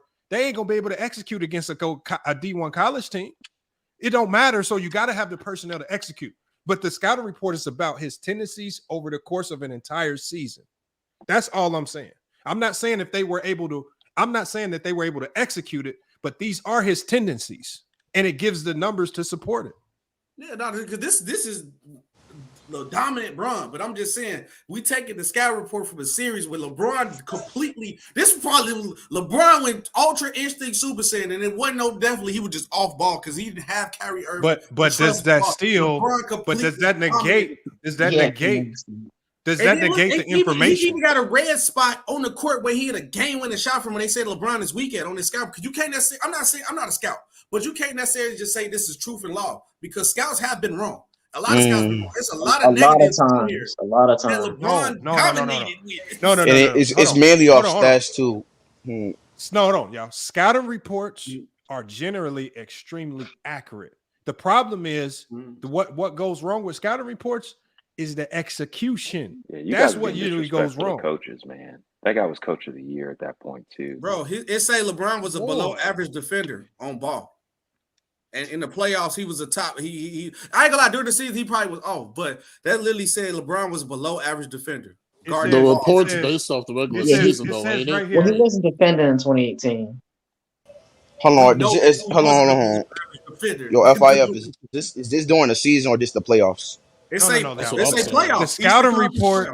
The scouting report. There's no way. The scouting report is created based on everything that LeBron did during the entire season and this playoff run leading up to this point. So they did was watch hours and hours of LeBron James tape, and then they came up with these are his strengths, these are his weaknesses, and this is what we were going to try to attack, and this is what we're going to try to exploit. Now, how well they execute is based on your personnel. That's all. Sometimes with LeBron and all the personnel, sometimes you just run into better teams with better personnel. It's just like Eric. Remember when y'all played Kentucky? Hey, don't be disrespectful like that. Y'all scouted. Hey, I bet you. Hey, no, they had SB. They had a nasty scouting report for DeMarcus Cousins, but you know what happened? Got busy. Hey, he did get busy. Hey, but look, hear me out. So, has anybody on here watched the Game of Zones? It's on Bleacher Report, I think. Yes. Yeah, I watched a little bit. Okay, so Game of Zones, you know the episode where they're like, we're the beast of the East. We're going to take down LeBron. And then they play the drums, and all the teams get kind of mesmerized by LeBron James. That is exactly what happened with that Toronto Raptors series. To the point, and no disrespect, this could be very true, but DeMar DeRozan started coming out with commercials talking about he had mental health issues after that series. DeMar DeRozan is just a playoff fraud. I don't think LeBron had too much to do with that. He's just a fraud in the playoff. We give Jordan credit for stuff like that, though. Yeah, we do. DeMar did choke, so we should give Bron DeMar choke every year. DeMar choke every year. Basically, that's factual. You know who started that? LeBron James. No, nigga, he's just not that good in the playoffs. I'm not gonna give bro. No. LeBron different though, especially that year. He was different, dog. He was choking before that. He was different. I mean, 2018 LeBron was. He bullied that man. That was an animal, he came on national TV and said he had mental health issues all of a sudden. So I hear what you guys are saying. But Lamar got benched. He got benched that series too. That's how bad he was playing. Exactly. Don't worry, my Chicago Bulls still going. DeMar DeRozan averaged 27 and dropped to like 20 points in the playoffs. Trust me, he's just a playoff dropper. No, he was trash. Well, he did give us one win though, SB. He was cooking y'all, I ain't gonna lie. But after that, straight trash. Now hold on. Is there anything out of so we go back to the list? Is there anything that you feel out of the positive or negative qualities that we need to modify before we get to a vote on the panel? Because we're gonna vote on the panel. And we're going to put a poll in the chat, and we're going to have them vote as well. I said it should be added that from I'm going to say the other guys. I just say the other guys. Not the top tier guys. He gets the most out of the other guys that should be added. But also the negative is that his passive aggressiveness and also that he does not buy into the system. He's too controlling of the offense sometimes. I don't know if we completely – I don't know if you sold us on that one. Yeah. I don't know if you sold me on that one. He bought in Miami though, bro. He went from being a good. He only bought it in 1 year. He played the backup role in 1 year, and then D-Wade had to tell. Are you talking about he bought into the defensive system? Because he definitely bought into that defensive system. Of course. He was almost defensive player 2 years in a row, bro. He was a monster. He should have got one of them. Yeah. Nah, he should have got that one to Mark. That was crazy. That was crazy. He made second. He made second team and got the defensive player of the year. Hey, that was foul, dog. Hey, that was The wild. media hated That was LeBron. foul, dog. So hold on. So SB, I got that added in. I just don't know if we completely agree on the system thing. But you know what? When we get to voting on the panel, I guess we can just vote it out and just see if it holds any weight once we start voting. So I'll leave lack it of in. trust in teammates. That's definitely a Let flaw me LeBron get James. Herm, because Herm got some of the wildest takes. He's probably gonna come in on the hate train. But Herm, we talked about MJ's strengths and weaknesses as a leader, and we just finished breaking down LeBron's strengths and weaknesses as a leader. You might have missed MJ's, you might have heard it, I don't know. But when we're talking about LeBron as a leader, what are your thoughts on his strengths as a leader and his weaknesses? For his strength being the leader, I think LeBron. I think he's more of a team friendly guy, more likable. He's not a guy that's going. Well, we have seen him get in his teammates' faces, but for the most part, though, he's like a team friendly guy that galvanizes the truth, always bring a positive energy. So those some of the positives that LeBron brings to his teammates and stuff. But Mike is very intense, and if you really not a strong minded individual, it's really gonna be hard to deal with a guy that's so intense 24/7.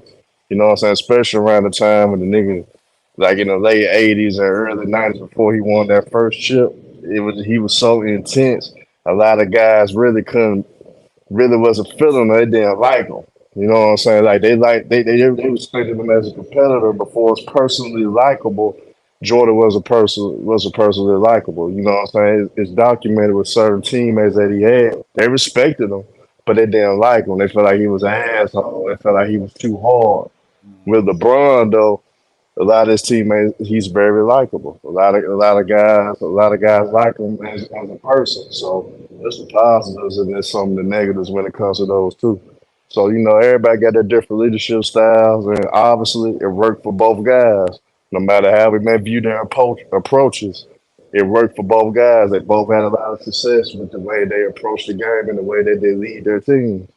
So yeah, we could find the negatives and the positives with those guys, but for the most part, we can't argue how it worked and didn't work because it worked for both guys. Hey, I'm glad nobody brought up like the like teammate fighting or punching because that's like documented with like Mike punching Curry. Because I know I did bring it up. I talked about you out of line because I know darn well LeBron from the hood. I guess people forget because LeBron. I praise LeBron because I understand from like if you come from certain neighborhoods, for you to be the role model that he is and keep it clean. If you don't think LeBron ain't cold cock somebody a couple times in practice, how smart he is, you'll be crazy. But it's good. What evidence do we have of that? No, it's fights for every team, Everybody bro. I fights mean, already. yeah, everybody fights. He ain't punched nobody to the point of like Mike did Steve Kirk. That was out of line. That's all I was saying. What about No. Draymond punch though? LeBron ain't that crazy. I don't know about that one, SB. No. I'm saying I'm glad you did bring it up because you play sports. Y'all done had teammate fights all the time that don't get. He probably did fight Chalmers. No, look, that shit would have came out if they would have. Ain't no way. I'm gonna put it like this, Lamont. I'm gonna put it like this, my boy. Conversation, but I'm glad nobody. Hold on. 1 second before you go, so I can give a shout out because I've been forgetting lately. I want to get into them as soon as they come through because I gotta pay respect to the people that donate. Salute to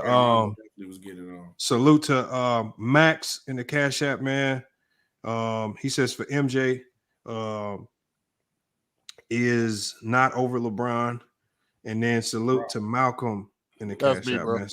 Okay, salute, man. Appreciate you, man. Yeah, hey, look, y'all. Sometimes I don't want to yell out y'all government name, so make sure you put your YouTube name in there, so we can so I can give you a little recognition. But hey, I appreciate y'all for hitting the Cash App. Stop yelling out my government name. Shoot. Well, who was that? Oh, you, Eric? Yeah. You basically known already, man. What are you talking about? But we're gonna do this vote real quick. I'm gonna put the poll in the chat. The poll is in the chat. Y'all can vote up, man. Y'all heard us talk about both guys. I felt like we were extremely fair for both players, positive and negatives. This is one aspect of the GOAT conversation that we're gonna be voting on. And now I'm gonna go to the panel. And hopefully, if you want to be a part of the panel vote, just hit the link and pull up. If you do want to be a part of the panel vote, because we're about to vote now, on this element of the GOAT conversation. I'm gonna start with Jared. You heard us talk about both aspects, Jordan and LeBron as leaders. Who is the better leader to you after you heard both cases? Give us your reason why you make whatever vote you're gonna give us. Okay, so for me, I gotta go with MJ, and there are two reasons. One, I think for starters, like the MJ leadership style, I feel like for what he was trying to get out of his teammates, I think it actually works better for him than it will for LeBron, because guys that play with LeBron, they're not really into like getting like yelled at and like, you know, bullied and stuff. So I don't think that would work for LeBron. I think MJ's style worked better for him at the time that he was in it. And that's the first reason. The second reason that I feel like MJ is a better leader, just because I feel like this is gonna sound strange to say, but I feel like MJ's leadership style is probably more conducive to winning, just because like when you get into situations, in tight situations where you have to win games and win titles, I think a lot of times it helps to actually push guys and like get them to really be the best of themselves. And I think even though LeBron does do that, I feel like MJ's leadership style is a big part of the reason why he won 6 titles. Got you. Okay. So let me get to Bulls fan. So I got one vote for MJ. Bulls fan, who you got as the better leader and why? I'm gonna have to go with LeBron. I feel like LeBron has, you know, the competitiveness, the spirit, and I just feel like LeBron is overall better at communicating with his teammates. Yeah, I think he's a little bit better at communicating with his teammates. He's not too aggressive. He's not. I don't think he's just gonna be punching people in their face and all this extra. But yeah, that's what I have. All right, so I think LeBron's better LeBron. by a little bit, not too much though. Okay, so we got LeBron right there. We got Diamond Lion. Diamond Lion. Who you got as the better leader based off our conversation, and why? All right, so I definitely think they're both great leaders. Both dudes got multiple championships, but for me, narrowly, I'm gonna have to go with LeBron. For one, I feel like MJ had more structure around him, so I don't think he had to be like really what LeBron had to try to be for his organizations. And I feel like that really gets overlooked a lot, especially with Phil Jackson and whatnot. But I got LeBron, man. I think he involves his teammates more. I think he optimizes his skill set more towards getting the most out of the people around him. And I don't think that's something Jordan could do or really had to do because of who was coaching the team. There we go. So we got 2 votes for LeBron, 1 vote for MJ. Let me go to OG Clamp.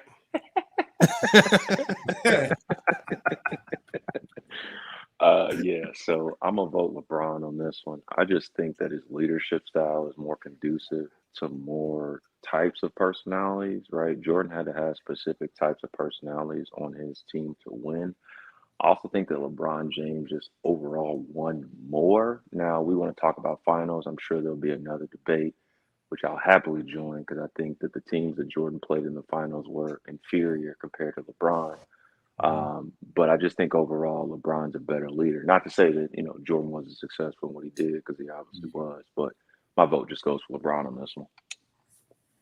All right. We got so OG Clamp with the vote for LeBron. Let's get a vote for LeBron right here. Let me get to SB. You heard what we had to say, man. Who you got in this one? Who you got as the better leader and why?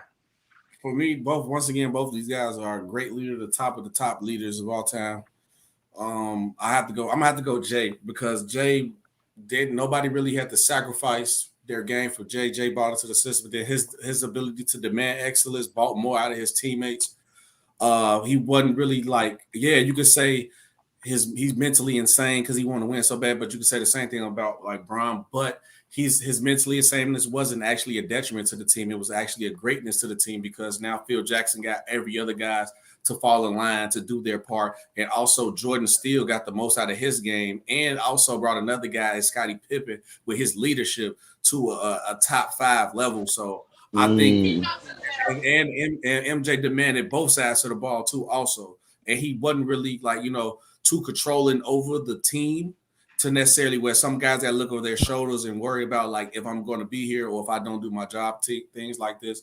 So I'm like, and Jay was more successful too. So I'm honestly don't think they were more successful. Hold on. Let him. This is his thoughts. He's just giving his My vote. We're gonna fault. get My to fault for that. interrupting. Go No, you ahead. good. You good. You good. Yeah, You but good. I think he was obviously 2 3 peats. Where we've only seen 1 3-peat since like after him. So you worried about who being successful, his leadership led to 2 3-peats in a decade. So if you worry about success, then you go look at it and go back to that again. So I'm gonna have to take Jay for the leadership for that point of view. All right. But So we got both of them still top of the top leaders though. we Not we taking got away. we got a vote for MJ. So right now it's 3-2. LeBron to MJ. So we're gonna go to Kobe Jordan next. Hopefully Kobe Jordan. You might have been in the chat if you heard both cases for LeBron's positives and negatives and Jordan's positives and negatives. We're just trying to be non-biased on it. But who you got as the better leader and why? No, I appreciate that. Thanks for letting me up, Lamont. No, I heard a little bit of it, so I'm gonna just go based on what I heard. But yeah, I think both great leaders, man. Non-biased. I love LeBron's leadership. I love Jordan's leadership. Different kind of leaders. I think LeBron, he gets everybody involved. More so friendships. Communication with every teammate, making sure they're on the same page. I love how he brings everybody together. I think Jordan was trying to get the best out of his teammates in a different way. He may be yelling at them, more demanding out of them, but he also knew the competition he had to go up against. I think they're both great in different ways. Jordan more so with just his example on the court. You know what I'm saying? LeBron just off the court in general. But I would give the edge to Jordan if I'm breaking it down just from a winning standpoint. I take more keen, I guess, to the military style. Like, this is what it is. This is how you gotta be, and being more direct versus non-direct. That's just my personal take on it. But I think either dude, I'm willing to follow, bro. But I think Jordan, to me personally, he's gonna get the best. You're gonna get the best out of his teammates with that type of leadership. So, but yeah, I would go with Jordan with a slight edge on that. All right, so we got another vote for Jordan. So now we tied at 3-3. Let me get to Tony Boots. He just pulled up, man. Go ahead. You can take yourself off mute. I kept muting you, Tony, because you had a little background noise. Hopefully you got it cleared up. But go ahead and let us know your thoughts on who you feel is the better leader and why. I think MJ is. Okay. Because like the other guy was saying, he led by example. A lot of his teammates did call him an asshole. They admitted that, but then they also admitted that he pushed them hard and brought out the best in them, and said that he was a very effective leader. LeBron, they're definitely a lot different, but LeBron, like one of the other guys here was saying, I don't know his name, but he is very passive aggressive.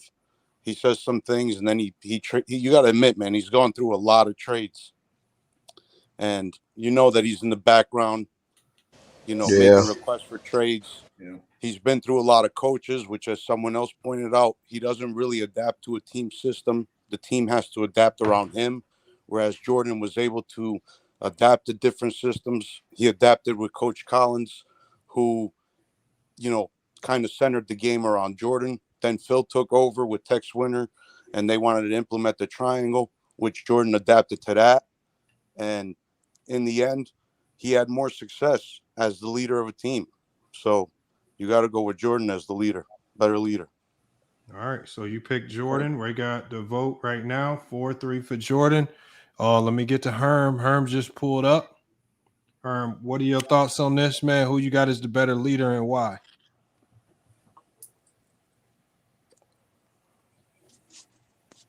Herm, you with us? Your audio there? I know you've been popping in and out, Herm. I don't know. Harry, he tried to unmute it. Go ahead, unmute yourself, Herm. Okay, Herm fell out. While Herm is getting that together, I'm gonna drop the link if anybody else wants to come up. Did the dude with the A go already? I know, or the baby picture go. They both of them went, right? Did Kobe Jordan go yet? I don't know. That's who the A is. Kobe Jordan. Oh, well, then yeah. No. Tony Boots. I thought Kobe Jordan went. Oh yeah, they went there. Yeah. I went. I was super short. I went. Okay. Yeah. Hold on. Let me see. Yeah, that was my bad. I kept getting phone calls every time I say something. Okay, go ahead. Go ahead, Herm. Cook on this. I'm a roll with Jay, of course. The thing that people The reason why he was so intense, a lot of people sleep on, is because he honestly knew they had to be mentally tough, and they had to be, you know what I'm saying, had to have that intensity to deal with the teams that they had to deal with, especially with the bad boy Pistons, because that's a team that he couldn't get over. And at the end of the day, as a team, the Bulls were mentally weak. It wasn't physical enough. They wasn't strong mentally enough to deal with that. So Jordan understood the type of leadership that he had to have around that time, that he had to be intense. He had to be hard on guys. He had to kind of, cross the line to get that type of intensity first from certain teammates. And even that led into his leadership style later on down the line, that second three-peat, he still had that same mentality because that's a mentality that they had to have for them to get through the Pistons and get through the Detroit Pistons finally. So, I mean, it's a gift and a curse with both their leader styles. But if I had to choose, I'm rather with Jay all day. All right, so we got another vote for Jordan. Hold on, I'm gonna see if we can get one more person on the panel. Until then, I'll give my vote on this as well. Hold on, let me drop the link for y'all here. I want to get one more panelist up here, so we have a full panel of votes. So if you want to hit the link and give your thoughts on this and vote on the panel, hit that link and pull up. My thoughts on this is, and Tyson to be the perfect person to be non-biased and vote on this. Tyson, I want you to hit that link, man. We're talking about we're breaking down the GOAT conversation in segments. And today's segment on the GOAT conversation is about leadership. We talked about the positive and qualities of both players. And when I look at it,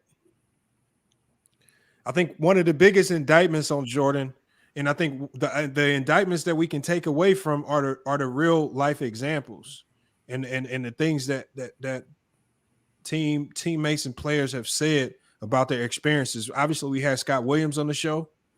He talked about Jordan's as a leader. And then there were other Bulls teammates like Tony Kukoc and Bill Winnington.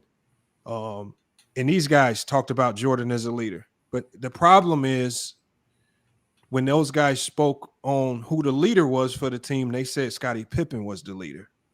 And there are some players even on that team that didn't even recognize Jordan as the leader of the team. And I think one of the major components of being a leader is that your teammates and your they recognize you as the leader. And so although LeBron James has created a divide at times in the locker room due to his own shortcomings, I don't know if any player or any of his teammates would step forward and say that he wasn't the undeniable leader of that locker room. I think they're so close in all other aspects. I think they have good positives. They also have some really bad negatives. And I think the divide for the two is that particular issue right there. I think too many of the other Bulls players, not Scottie Pippen, I'm talking about some of the others. Too many of the other Bulls players feel that Pippen was the leader, not MJ. And just by that alone, just by that example alone, I feel like that elevates LeBron as a leader. I think his versatility as a leader also trumps Michael Jordan. He can lead in different ways. Like somebody mentioned earlier, I think that LeBron can be hard on guys, just like SB mentioned when he got on Shump. But then we also saw that he can have empathy and deal with guys in another way. And we talked about how Jordan lacked that empathy and then he lacked the versatility as a leader. So for that very reason right there, I got to go with LeBron as the leader. I think he's just a better all-around leader in that aspect. Let me go with Primetime. Primetime just pulled up to complete the full panel. Can I chime in to say something real quick to what you just said?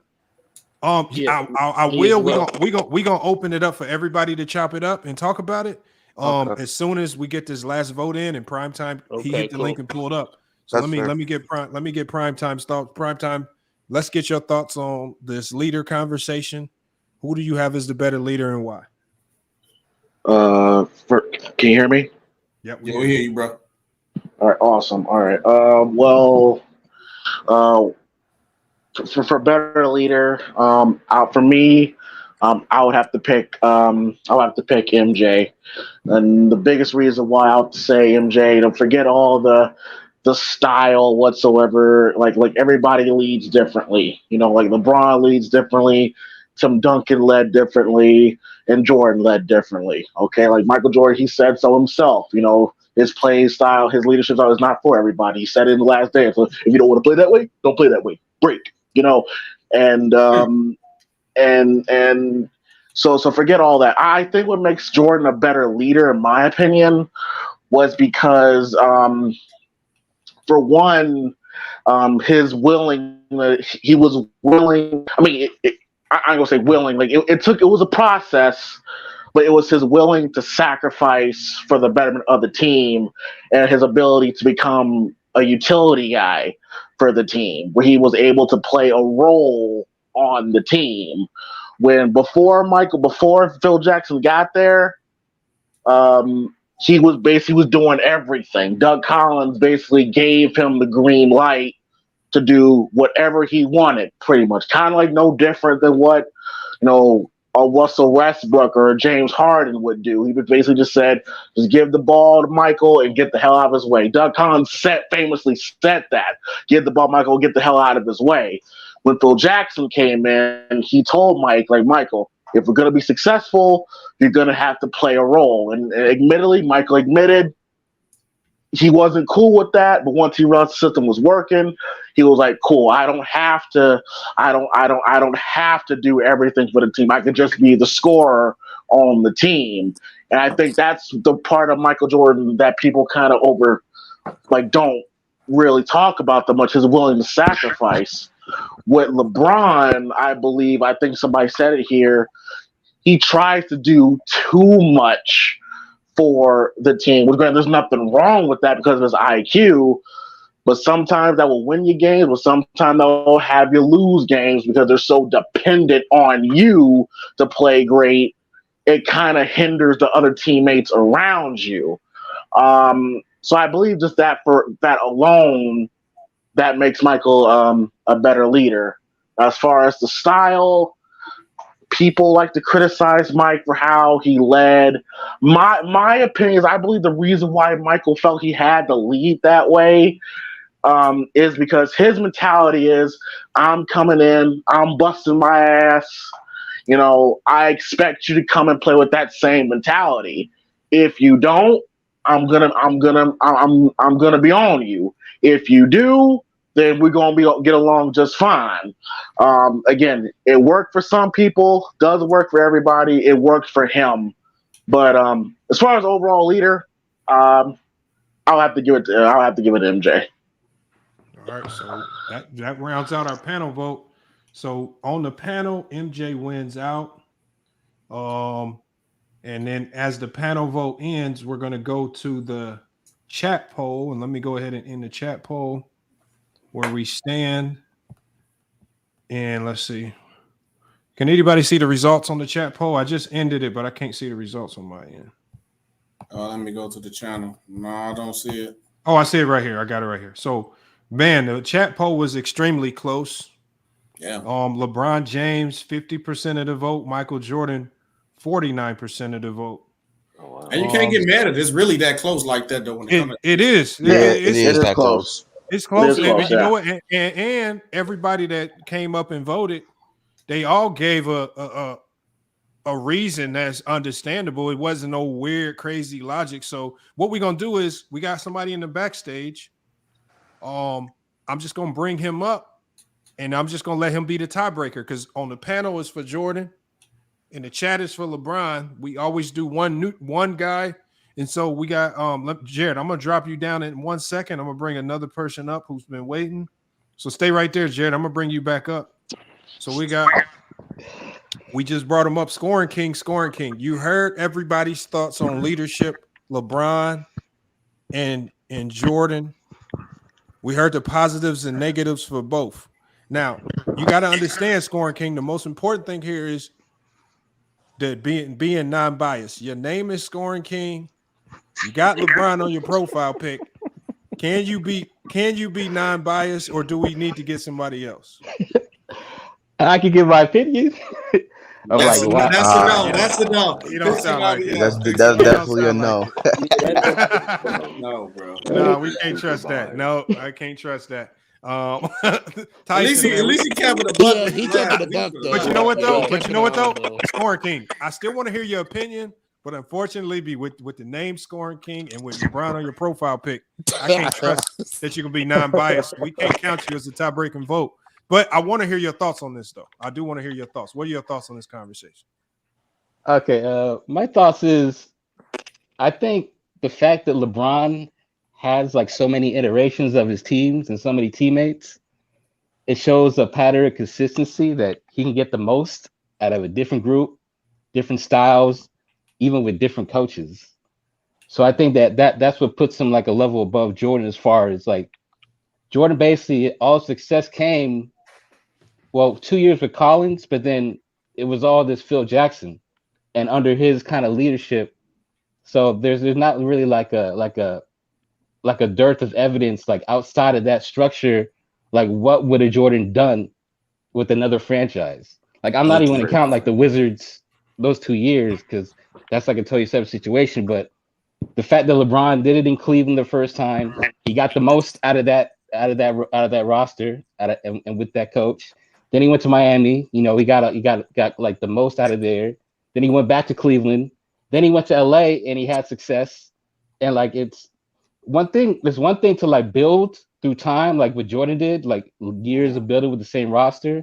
But like the way LeBron was doing it, like he was basically bringing a lot of like in the prime of his career, they're basically like microwave championship teams. So you had this collection of people that had to be brought together, you know, like people from other places, like free agents and trades, and he had to bring them together quickly to form. Like Jordan had years with Pippen and Grant and Cartwright and Paxson, like they had years to grow that chemistry to become that championship team.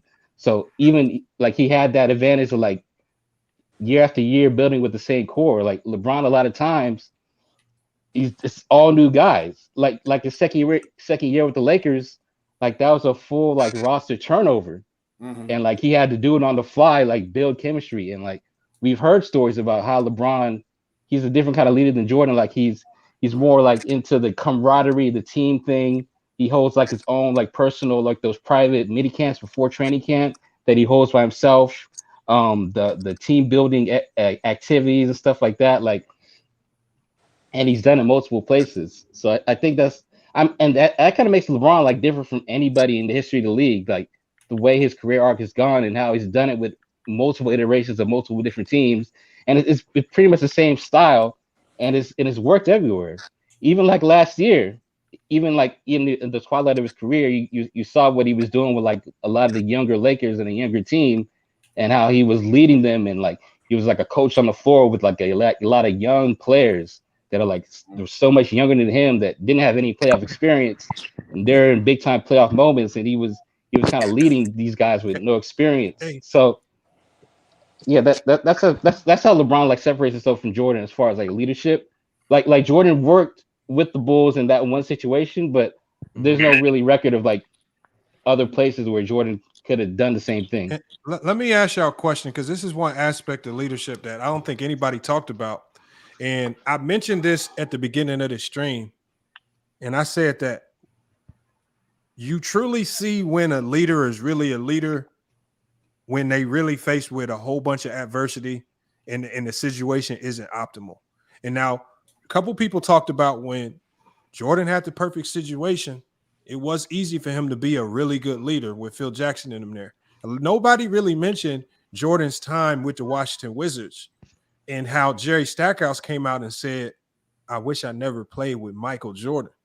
And you talk about people as uncredible as Kwame Brown might be, Kwame Brown has come out publicly and he talked about Jordan's leadership being horrible.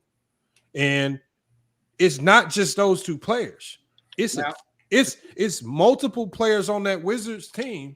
And remember, we can only take them at face value. Maybe they have some type of gripe against Jordan and we have to maybe weigh that.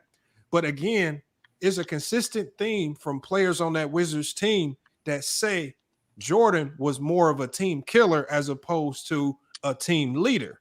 And so because Jordan didn't have a ton of success with the Wizards, are we ignoring that, or how do we weigh it? Because it is a part of his career, and we can't act like it didn't happen. Can I speak on that? Yeah, go ahead. Well, I he think was like Marco go 40. He was like 40 years old at the time. I don't really know. We don't get to go, but I think it's because when Michael Jordan was in Chicago, he wasn't the sole leader. Like LeBron was the sole leader for all his team. Well, not all his teams. You had D Wade, but in the Cavaliers and in the Lakers, he was the sole leader. And when Michael Jordan was playing with the Bulls, Scottie Pippen was a leader. Phil Jackson was a leader. So they could provide empathy and communication that Jordan couldn't really provide. So it's kind of different in a different situation. I think the problem that we have though too, because I'm gonna play devil advocate on it. Like, yeah, y'all give LeBron credit for saying, yeah, he goes a different situation, but you also, if y'all gonna bring with the Wizards, also bring up the time when Jordan was getting his head pushed in the 80s. It's also kind of that shows your leadership status from the point of, instead of just flipping people out to fit the system better, keeping the same guys and making them better themselves. That shows leadership to, like, you know what, we're gonna keep the same guys and we're gonna get over the hump, instead of like with LeBron's situation, which y'all get credit, which ain't no wrong, it's the era where this guy didn't fit. Like, so say like Jordan realized Bill Cartwright didn't fit, so he replaced him. And then now the situation looked better. So I give credit to Jordan more on his leadership for keeping the same core and getting those guys over the hump. So that's I I think you letting GMs off the hook, bro. I think you letting GMs off the hook. I know we all like to say that with GM stuff, but GMs have a job to do too, and we got to blame them when they don't come through. You can't just put every single trade on LeBron James. That's crazy to me. But you can't sit here and lie. A lot of those one of trades his go through leadership LeBron. things that we acknowledge was that How do I know that? How do I know that though? How do you know that? How many of the trades go through him? What percentage? You know. I don't know because nobody's giving me Hold a on, number or a percentage because right now. So I don't know. every single team he goes to, multiple trades happen. That's not a coincidence. Yeah, a lot so of that's trades not happen to because the each team he pressure's on the goes to. GM. But yeah, that's not because the pressure's on No, the general fucking manager. Hold on. But every single. Hold on, y'all. Hold on. And Bulls fan, I think you got some background noise. Somebody has some background noise that's kind of crazy. That's Bulls fan. You got a little background noise. My background always crazy. My fault. Yeah, I don't want to mute you, but like I said, it is kind of crazy. But what I'm saying is, we did mention as the number 2 negative aspect of LeBron James, we didn't shy away from it. I said high control, and when we talk about that high control, we did talk about it and how you want to weigh it. I don't want to overly weigh it because there have been instances where those trades and those moves that he makes, just like he did this past year, actually work.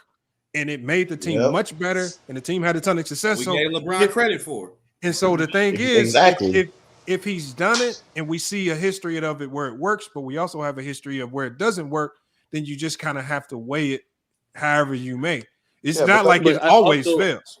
But I think that one of the most underrated things in leadership is transparency. I know some people take it different, but when you're transparent with your teammates, as far as, okay, if I'm not passing you the ball, why am I not passing you the ball? Right? Like, I would rather have you be honest with me and tell me, this is what I need you to do, this is how I need you to perform, and if I'm not good at this, then don't be passive about it. Can I hold you up 1 second, Kobe Jordan? Hold on 1 second. Timothy Steele.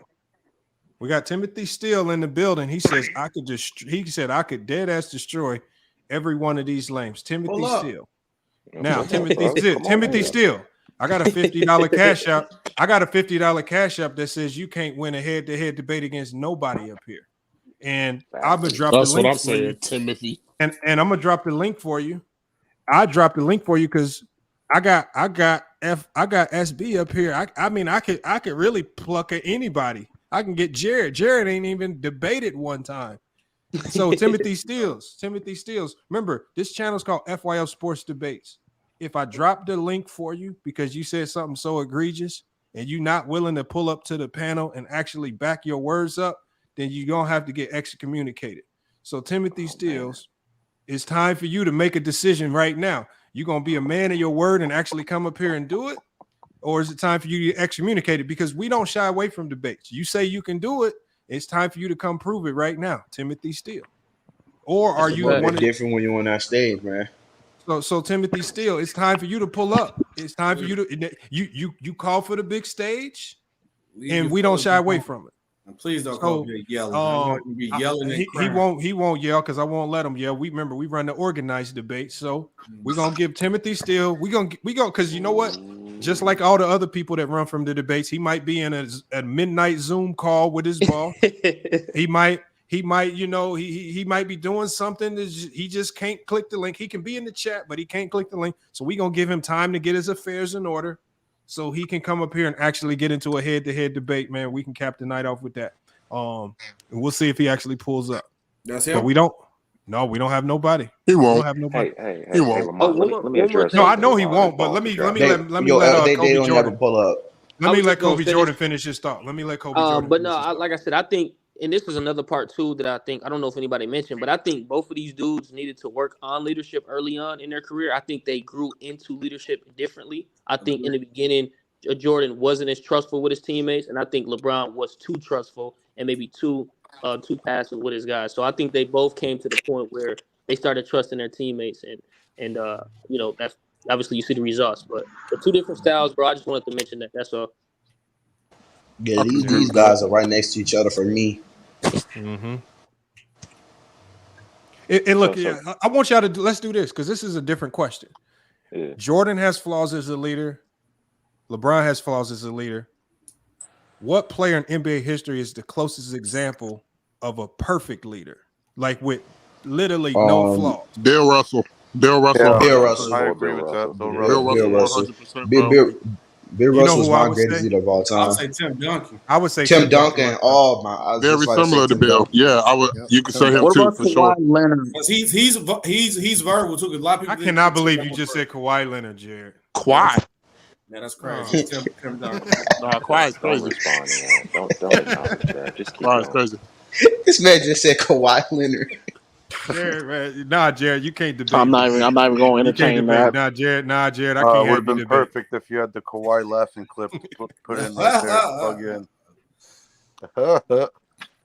Oh man. Hey, Bill would like Lamont, take new draft picks to the side that like didn't even have confidence in their game yet, and like give them assignments to do. That way they could be ready for the playoffs and stuff. Like I don't even hear about players doing stuff like that for real. Hey, Lamont, Bill was would you also like consider their coaching of niggas. Bill was also like their coaching niggas too, running plays. Like it was crazy. player coach. But that nigga was he was the perfect leader. I ain't gonna lie. And he did it in an era where all the fans hated on him simply because he was black. That's crazy to me. Yeah, Imagine that Russell put up with a lot of shit. Russell gets so disrespected in these guys, and then this man turned into a coach and won a championship as a player coach. That's what I'm saying. Imagine throwing a lob to the coach. Hey, that's ridiculous, dog. Hey, I got a question too. Like, I heard somebody talk about the Phil Jackson system. So if you are in a system with a great coach, does that like lessen your value as a leader because you're in a system and I guess it's not as seen? Or, No. I think it lessens your value as a No, not at all. Not at all. Actually makes it stronger. But it's harder to get great players to fall into a system. Yeah, that's why you got to give Jordan an edge there, because when a guy that can literally do anything on the basketball court, it's hard to reel him in and say, okay, we need you to dumb your game down and just do this and this so we can win championships. Right. And if you get them to buy in and it works, like, because remember, Phil Jackson went and did the same thing with Kobe. And so that is an aspect of leadership, like with Tim Duncan, buying into a system so that others fall in the lead with the coach as well, because other players are going to follow your example. And when you look at LeBron, there are times in his career, like especially with the Lakers with Frank Vogel, when LeBron had that shitty body language on the sidelines, all the other guys had shitty body language. And that's an aspect of LeBron's leadership that nobody really talked about. I mean, somebody brought up his body language, but it is contained. Another a really big example too was after that game 1 in 2018 at the end of the fourth quarter. Yep. After that JR blunder, like he sat on the bench off to the side. And shot after that. He was demoralized, and that just followed with everybody on the team after that. And they went into that OT, and they played like shit in that OT. But he did that with the Lakers though too. When they had Kuz and the young dudes, he was sitting to the side. Yeah. And when you're the leader of the team, and everybody's looking at you, and you're like that, that's going to demoralize the team right there. But you know what? But that's surprising to me that y'all mentioned that. But y'all didn't mention how Jordan had the same bad body language, the bad attitude, and the bad reflection on his teammates with the Wizards, as if that didn't happen. Because Jordan, towards the end of his career, as he got older, dealt with those same flaws as a leader. I Yeah, don't that's know. what. You have an He just had example other when leaders though. to cover up those flaws in Chicago, He like a just he Pippen. wasn't he Exactly. wasn't at a Yeah, win though. He wasn't at a Exactly. Yeah, win. I don't think he was. It was. No, It was Jordan said they could win a championship. He He was was yeah, there he to gassing, win. said bro. that, Yeah, but he was capping. He realistically, wasn't they at a didn't win, have a bro. he chance. was capping, man. Nigga was like Yeah, he was 40, man. No, capping. no, Nah, no. we Jordan talking wasn't realistic, capping. He bro. just wasn't as good to win a championship. He just Nah, wasn't No, nice. no, the he team, had the team, ownership in the team. It was a that team business move, wasn't good. bro.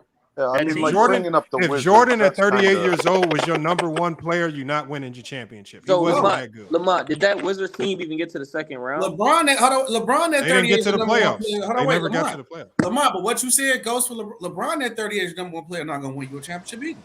He's He way just closer to did. Well, Jordan. no, hold on. But he just won yeah, in but dude, come 2020. on, man. Comparing the Wizards Uh-oh. Jordan He to was he the wasn't Wizards 38 They the though. now, He was same 35. age. What do you Oh, mean yeah, that's right. comparing? It's the Uh-oh. same it's So not. age. hold on, It's hold dude, on. guys.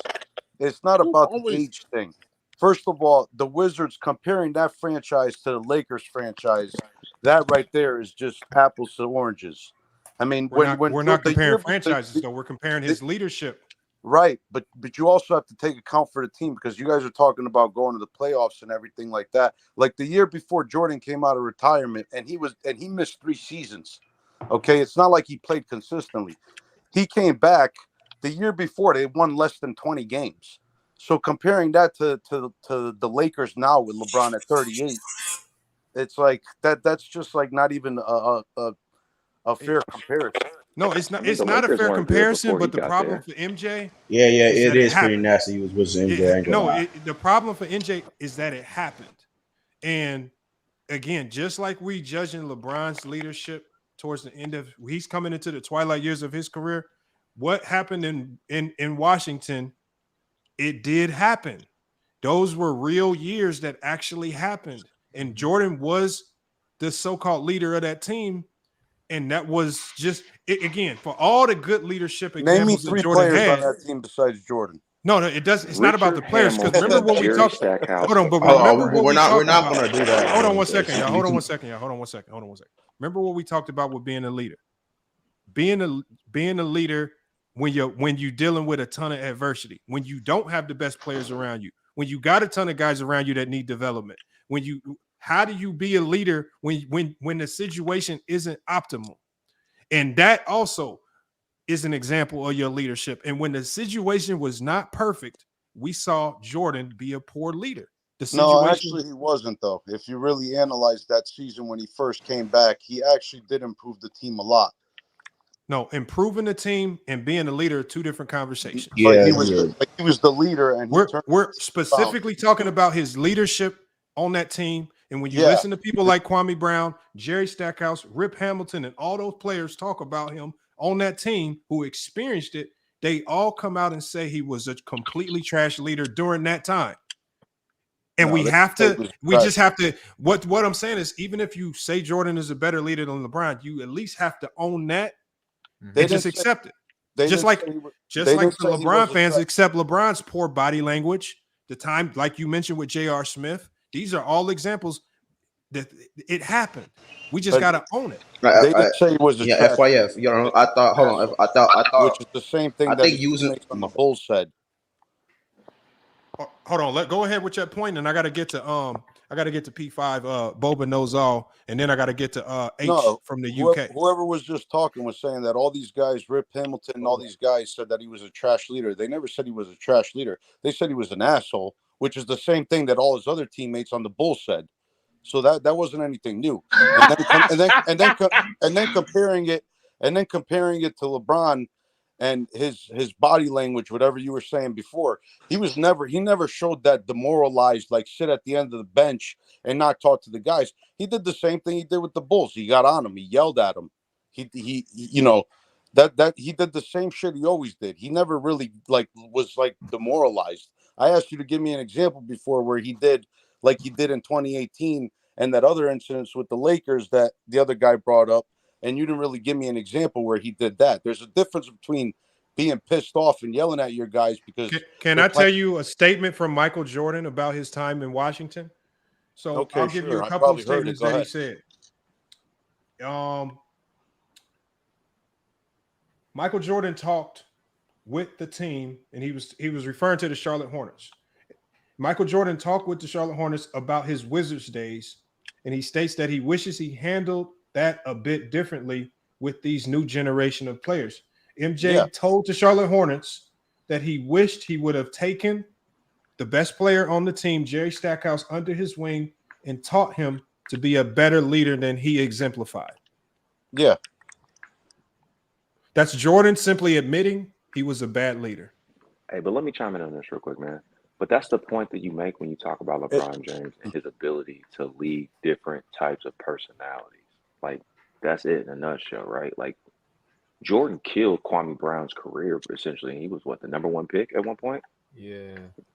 So I think it's tough, right? His leadership skill absolutely worked in Chicago with those type of personalities. But if you think about it, like it worked in Chicago because he had 2 other leaders aside him. He wasn't the only maybe leader that's in the truth Chicago. too. Yeah. Like Jordan's time wasn't that long. Like when he was in Chicago, we're basically talking about like what 9 seasons, if you count like 88 through 98. We're talking about like 9 full seasons. So what do you mean? Jordan was in Chicago from 84 to 98. Forever, bro. Yeah, well, I'm talking about like when the team finally like got good, because people forget. But we can't just erase those 7 years, because your leadership, your leadership qualities show the most when times are bad, when you losing, when you're dealing with adversity. That's when your true leadership skills start to really show. That's why the Wizards' time is important. That's why the 7 years before they started winning is important. The middle, when he had success, that's probably that can give you some glimpses, but it's easy to lead when you win in championships and everything is all good, peaches and cream. Yeah. When you it's easier to do that. Let me get to Boba knows all, and I got to get to H from the UK because they haven't chimed in on this at all. Okay. Boba, what you got on this, man? I assume the whole conversation is on leadership, right? Yeah. Me, I'm just gonna go base. I'm gonna be the first to admit it. I don't dive too deep into like leadership stuff because I don't want to try to guess how people think or how. Hold on. Let me do this for you real quick. Then let me do this for you because we still haven't got somebody to vote to break our tie. We had a tie in the panel. We had Jordan winning on the panel. We had LeBron winning in the chat. I'm gonna let you go ahead because we haven't even heard your thoughts yet. Let me let you be the last vote that breaks the tie. Just hopefully you could be non-biased. Somebody said that's P5. Yeah, that's P5. Do you have a channel? I'm assuming you have a channel because a lot of people said they know. I want to start one, and I thought P5 was kind of a dumb name, so I came up with something else. Recently, because in the summer I haven't had much to do, so I got into Star Wars this summer, and Boba Fett was my favorite character, so I changed it to Boba.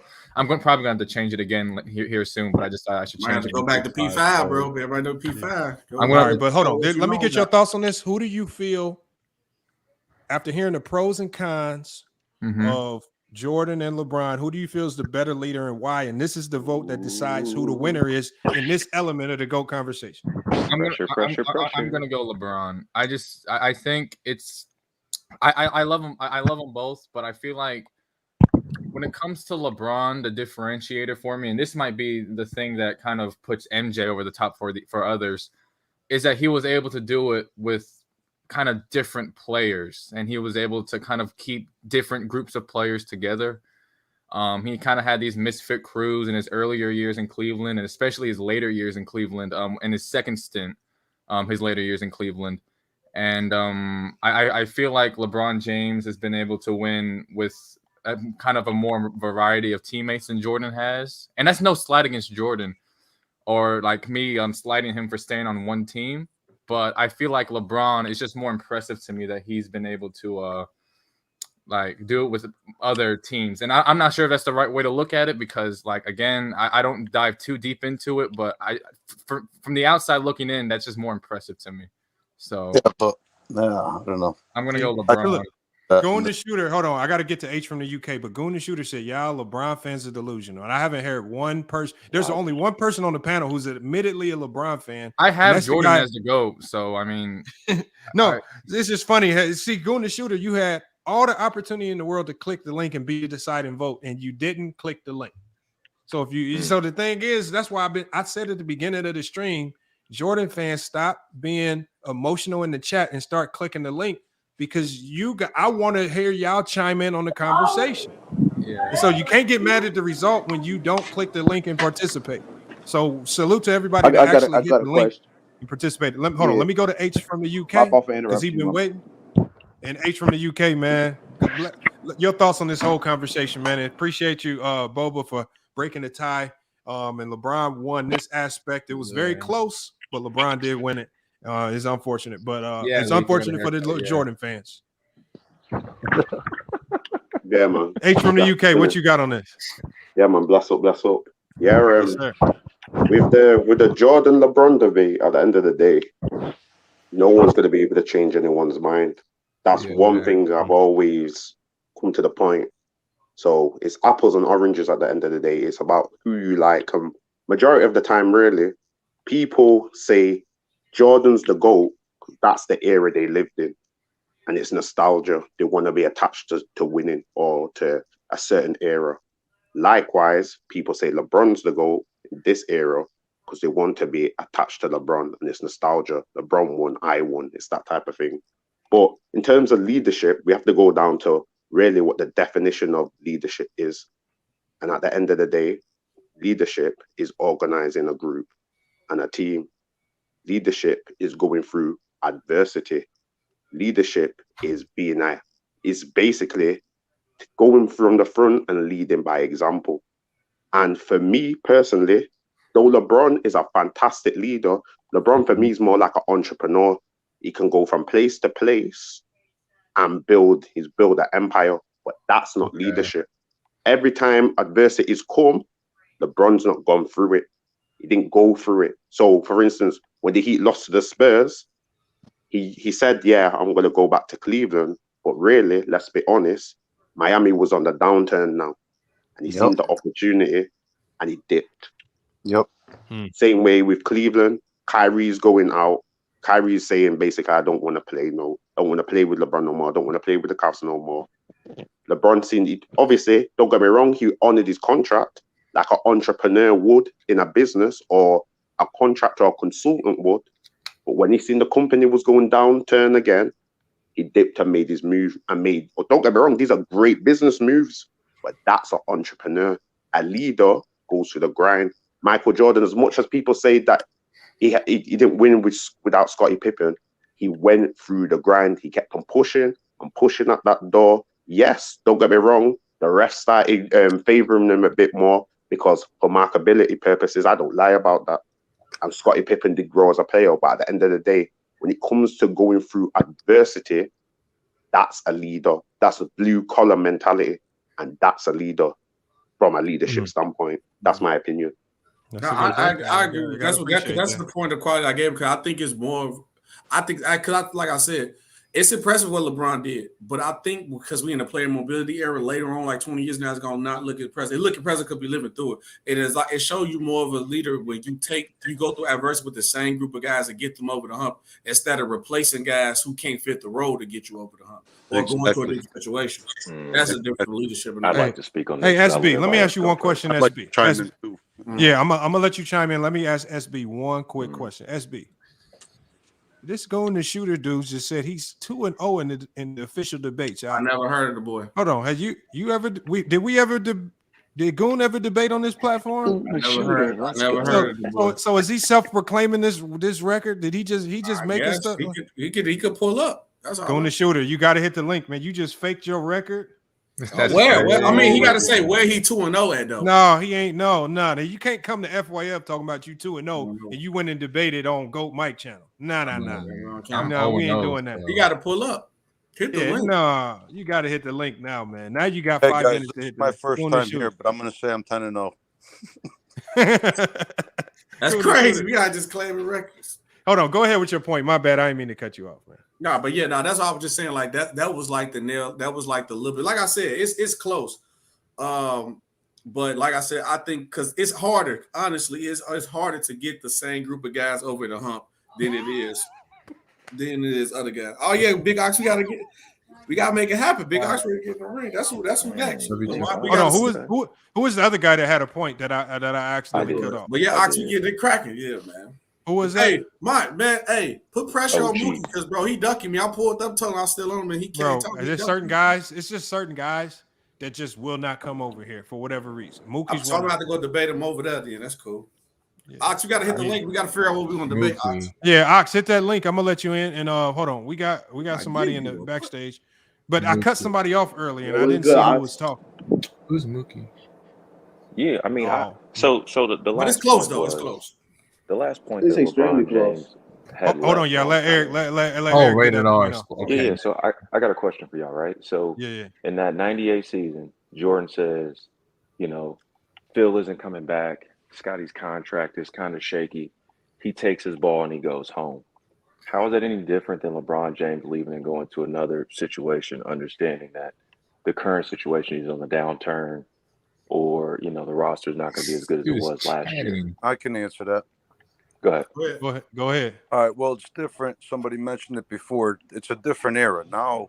Players have a lot more control. Sure. Not only the mobility, but you got to admit, LeBron definitely has a lot more influence on trades, things like that, player movement. Jordan said back in '98, what you were just referring to, he's like, look, man, he's like, Phil leaves, everybody leaves. We're basically going into rebuilding mode. Jerry Krause says, we could rebuild within 5 years. He's like, there's no guarantee in the championship. And MJ was 35 going on 36. He's like, and then he makes the joke about, the White Sox have been rebuilding for 32 years or whatever. It was different. It's not like those guys leave, Phil Jackson, Pippen, and then Jordan had that influence on the GMs to say, yeah, you know what, let's go after this guy and let's go after that guy and let's bring this star on or whatever so we could compete for a championship within 1 or 2 seasons. It wasn't like that back then. Okay, Sure, the era is but different. sure, Okay, I understand that, but my thought process is, and what I'm saying is that his thought process was that he took his ball and went home, regardless of the eras or the situation. So if he would have been in this era, you can make the argument that he would do the same exact thing that LeBron James would do in that situation, right? He's I going to go have to a no doubt different that if team. Jordan played in this era, he would use those similar tactics because that's what the stars are doing. So then how is that a knock against LeBron James and a pro for Jordan if theoretically he would have done the exact same thing? Because we're people don't like judging them. Because we're No, judging them he's saying basically. that like you praising LeBron for going to different situations when it's part of the era, but you H from the knocking UK. Jordan. Because at the end of the day, and this is what I don't really Knocking like. Jordan for staying and during this era, everybody stayed on their teams. Because like I said, it's impressive what LeBron did, but I'm trying to tell y'all now, 20, 30 years from now, because we in the player mode. Like I said, every era, I think they said last conference, every era has something to dock. We're in the player mobility era. We had guys like Kevin Durant, one of the greatest scorers, most talented players of all time, been on like 3 teams in the last 6, 7 years. We don't. When have you ever seen that? A player his caliber play on that many teams. You don't see that. James Harden is going to go to another team again. Hold on. I wanted to get H from the UK thought because he was about to chime in. And then my fault. Go ahead. Yeah, it's cool. This is what I don't like at the end of the day. I'm assuming the guy who asked the questions are LeBron fan. Sometimes when we trying to justify stuff, we go by hypotheticals. That's a hypothetical. If you're judging people on basically their legacy, their accomplishments, achievements, you have to go off the facts. What actually happened. And the fact is, the thing you said Jordan didn't do, it never happened. So you can't use that to justify your point. Use the facts. Take his ball and go home. I don't know. What? No, that didn't happen. Jordan retired. That's Took what his ball and happened. went home. And you know he what? retired. I'll give you that he retired, but what I can't give y'all. At the end of the day, he retired. That's what happened. Yeah. Like you doing the narrative spin and saying he took his ball and go home and went home. That didn't happen. He actually retired. He officially retired. Yeah, like that's it. And that's why some of the comments it. I see, some of the comments I see. No, not really, because he didn't want to rebuild. He quit. It's like when people say he quit, it's like, yo, there's a difference between retiring in the off season and quitting. Like, but you guys are saying he retired, but he came back when the next opportunity presented itself to play. Yeah, again. but dude, so again, he with did the take his Wizards, ball and go home. You do twice. understand there was a lot of things going. You guys do understand that there was a lot of things going on in the background with the Wizards. The owner, Abe Poland, promised Jordan an opportunity to buy major ownership. Thank you. If he came back to increase the value of the team. Thank And then you. after Jordan retired after his 2 seasons, which was a verbal agreement, Abe Pollin fired him, which is why David Stern gave him the opportunity to buy the Bobcats and became major owner to make up for that deal that Abe Pollin fucked him on. Because Jordan himself even said, Jordan himself even said that if he knew Abe Pollin was going to do that, he would have never came back to play for the Wizards. Thank you. No, So and you know what? And you know what? Here's my thing. This all still ties into Jordan played on the team with the Wizards. No, Jordan. It doesn't matter why he did it and why he went there. It's the action. The thing is, he put himself in a situation that was not optimal for winning. Remember what I told y'all? When you're winning, it's easy to look like a great leader. It's when you're losing is where your leadership really shows. Remember, LeBron's flaws as a leader shine when the Lakers were trash, when he was dealing with Russell Westbrook, right? You see him pouting and bad body language. When LeBron's winning, what do we see? Him cheering with his guys on the bench. And so, again, when you're winning, it's easy. So when Jordan was on that Wizard team and things were bad, right? Maybe the GM was promising them stuff that wasn't coming through. Maybe they were putting players on that team like the Kwame Browns and the guys that maybe the roster didn't make necessarily much sense. At the end of the day, his leadership qualities shine most, especially his flaws, when his back was against the wall and they couldn't win every game. And we cannot use excuses just to find a way to erase it from history. It happened. And this shows an aspect of his leadership. You're right. It just is. Can't you say the same thing about LeBron first year with the Lakers? He went to a situation where winning wasn't optimal, and his leadership was bad towards the young guys. But the thing is, I have to give you that. That's what I'm saying. We can't erase LeBron's Laker years and say, LeBron's older in those years. That don't count. This guy just said, Jordan showed his leadership better his first year when he came back for the Wizards than LeBron did his first year with the Lakers. Yeah, but Jordan himself said he was a bad leader during his time with the Wizards. He was.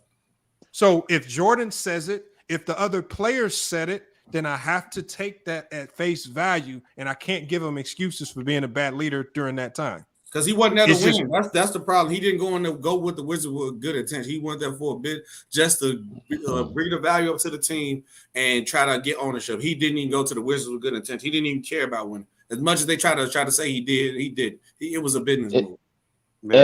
And LeBron, that second year, they turned the team around. They got the right players in, and he was ready to go.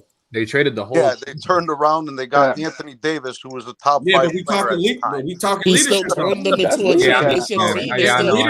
Hold on, wait, because look, this is the point. Look, and it's the point we talk about leadership, right? Because if the great leadership would have been bringing the young guys up, because that team would have lasted longer because they're younger. Instead of getting rid of everybody, because it's easier to get everybody and put somebody in the system and say, "Oh yeah, look at me being a great leader." But instead of keeping the guys and building them up, like building Brandon Ingram up, like Jordan did with Scotty, and then boom, and everything blossomed like that. That's leadership. That's more of a. That's why I said. And they had a good young core, man. They had a great young core.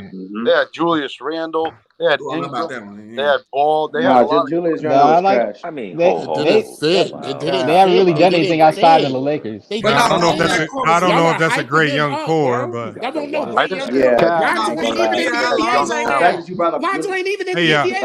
hey, y'all, one at a time, y'all. We getting a little out of control, man. I think looking back at the Lakers core, I mean, what do you have? You have Lonzo, B.I. Gone. Josh Hart was there. Randall was there. Kuzma was there. No, Randall wasn't there. This is a goddamn joke.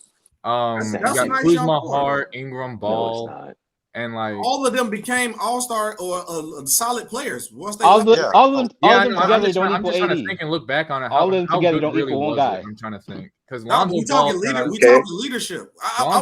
We not saying I would trade them for AD and a heartbeat too, but we talking leadership. Yeah, Lonzo Ball turned into a really good player. Kuzma's a really good player. Josh Hart's solid, and B.I.'s an all-star caliber player. So yeah, I think that's a really good. You guys act like if they're not top 10 players, they're not. They're trash or something. Like these guys are talented ballers, man. Like they're good. But you guys, what you have to. I think the element of leadership that we missing is sometimes your leadership don't always turn players into it doesn't stars. always turn it Like into sometimes, like I said, sometimes your leadership can be exuded. Like when you talk about how LeBron helped Dwight Howard out off the court and things like that. So just because these guys went off to other places and had better basketball careers don't mean, that's not what I'm saying. Because when you hear Lonzo Ball talk about LeBron, these guys still talk highly of playing with LeBron, just like Julius Randle still talks highly of playing with Kobe as a leader. It's like just because Julius Randle went off and became better with somewhere else doesn't mean these guys were bad leaders under him because he didn't blossom into a star. It just means you got a better opportunity somewhere else. Yeah, that's all it is. You got more time on the court, more touches on the ball, more opportunity. Doesn't necessarily mean it was bad leadership in previous places, because nobody would say Kobe was this horrible leader. Julius Randle would never say that, and Julius Randle still talks highly of both guys, LeBron and Kobe. Kobe was a horrible leader. The Lakers were improving. I wouldn't say that. Come on, Kobe was, man. I wouldn't say Kobe was a horrible leader. Okay, I wouldn't say he was horrible. I'm over exaggerating, but he wasn't as great. It wasn't as great as people make him up to be. I mean, it wasn't as great. No matter how much you don't like it, it worked. So I mean, I can't really fault the guy for it. So, but with Kobe, thank you. Kobe turned Powell into a dog, man. Stop it. He was good, but he turned him into a Hall of Famer. No. Kobe made. I agree with that. Kobe made Powell feel comfortable because he could speak Spanish.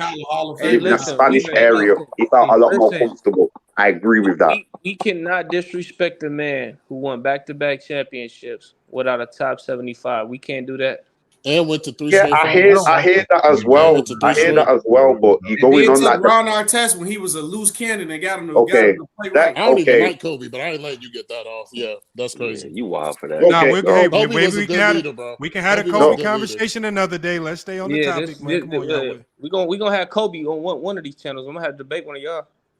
Okay, I'm okay. Before I just leave it, I'll just say one thing. At the end of the day, with the comment with the top 75 players, yeah, that's true. But each one of them, when Kobe got them, they were debatably top 5 in their position. What? All of his teammates? What did he say? That sounds crazy. So hold on. Let me say. Hold on, y'all. Hold on. You gotta hit the link, man. Okay, you can't say you MJ in the debates and you ain't hit the link in the debate. He said I'm whooping you in the chat. That's crazy, bro. Hey, bro, we can't jump on I'm that. whooping you in the chat. Hold on, Andrew Bynum. Hold on, Andrew Bynum. Kobe, we gotta save it for another day, man. We cannot do the Kobe conversation. This man said I'm wiping you in the chat, bro. Nigga, pull up, Let me nigga. cook though. You don't let me cook, man. All right, hold on. Go ahead and get your point off, Kobe. But we got to move on. We got to get back. I'm gonna just say this. He just said that them dudes was already top at their position. Now you can't comment no more. You got to pull up. I hit you when you talking too much. It's straight. Who? You talking about doing the chat? But listen, he said these dudes was top at their position. Outside of Pau Gasol, who was top at their position before he got him? Andrew Bynum was not a top center when his first. He was a top 5 center in the league. No, he wasn't. Not his first 2 years in the league. He was not. That's a why top Lamont said we gonna go on Andrew the whole. Barton. Anyway, we're going on a tangent. We have this for another day, man. I'll come back again. We can debate this. Hold on. What y'all can do is Lamar Odom was because on track, hold on. man. This is what we do, Kobe Jordan. This is what we can do. We're gonna have debate night. Let me pull up my calendar. We're gonna have our debate night Saturday. Okay. So if y'all both want to come back and we can set up the head-to-head debate, which remember we got to rank him. Y'all can eventually get ranked. I would love, because I think this Kobe debate, if his leadership, this would be a topic that really nobody's debated. You guys are on opposite ends. Debate it. And the only thing is, H from the UK, you are in the UK, so we just have to make sure the time and the line. I was going to say what time on Saturday? Saturday. What time on Saturday? Hold on. What time is it? What time? So right now it's 11 in the evening. That's pretty late for I'm on the West Coast. It's later for people on the East Coast. Morning in the UK. Yeah, it's like in the morning, bro. Yeah, 7 o'clock for me right now. Yeah, you about to go get breakfast and start. Wait, hold on. It's 7 a.m. Hold on. Okay. 7 a.m. right now. So hold on. Bro, Let me see. crazy. Let me see. So hold on. A time. Man, I'm not good with converting this time. Wait, what's the actual topic y'all debating too? Because they're talking about the Kobe leadership thing, right? Kobe's leadership qualities. I love it. It's 3 p.m. Pacific Standard Time is what time in the UK? Let me see. Use the app, bro. 3 p.m. Pacific. That's 5 for me. in the UK. That's Is that 5 hours ahead? No, hold on. So 3 p.m. Pacific Standard Time, which is 5 p.m. Eastern. No, 6 p.m. Eastern. That's gonna be 11 at night for you. 11. Okay, yeah, that's perfect, man. I just break Sabbath, so that's fine, man. Okay, so you broke Sabbath, so you good there. Okay, cool. So we'll start our debates around that time. So we'll just need you on the panel. Both of you guys here on the panel Saturday, 3 p.m. Pacific Standard Time. That's gonna be 6 p.m. Eastern Time for Kobe, wherever you are. And I would love to have you guys debate this because I like this conversation, and y'all both got some really good points. But then now y'all have time to go do some research, get homework, align your facts with real events.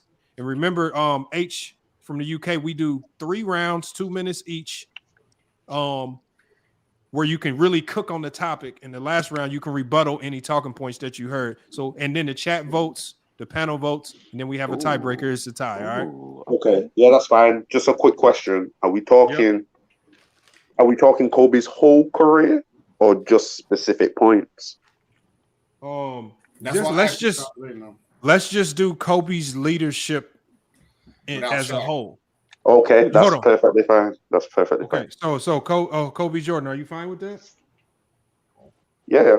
Is it Kobe Jordan with debating, or is it just Kobe's leadership? No, it's just Kobe's leadership. No, his name is Kobe Jordan. His name is Kobe Jordan, bro. His name is Kobe Jordan. All right, okay, boy, that's a super hold on. H from the UK. Hold on, H from the UK.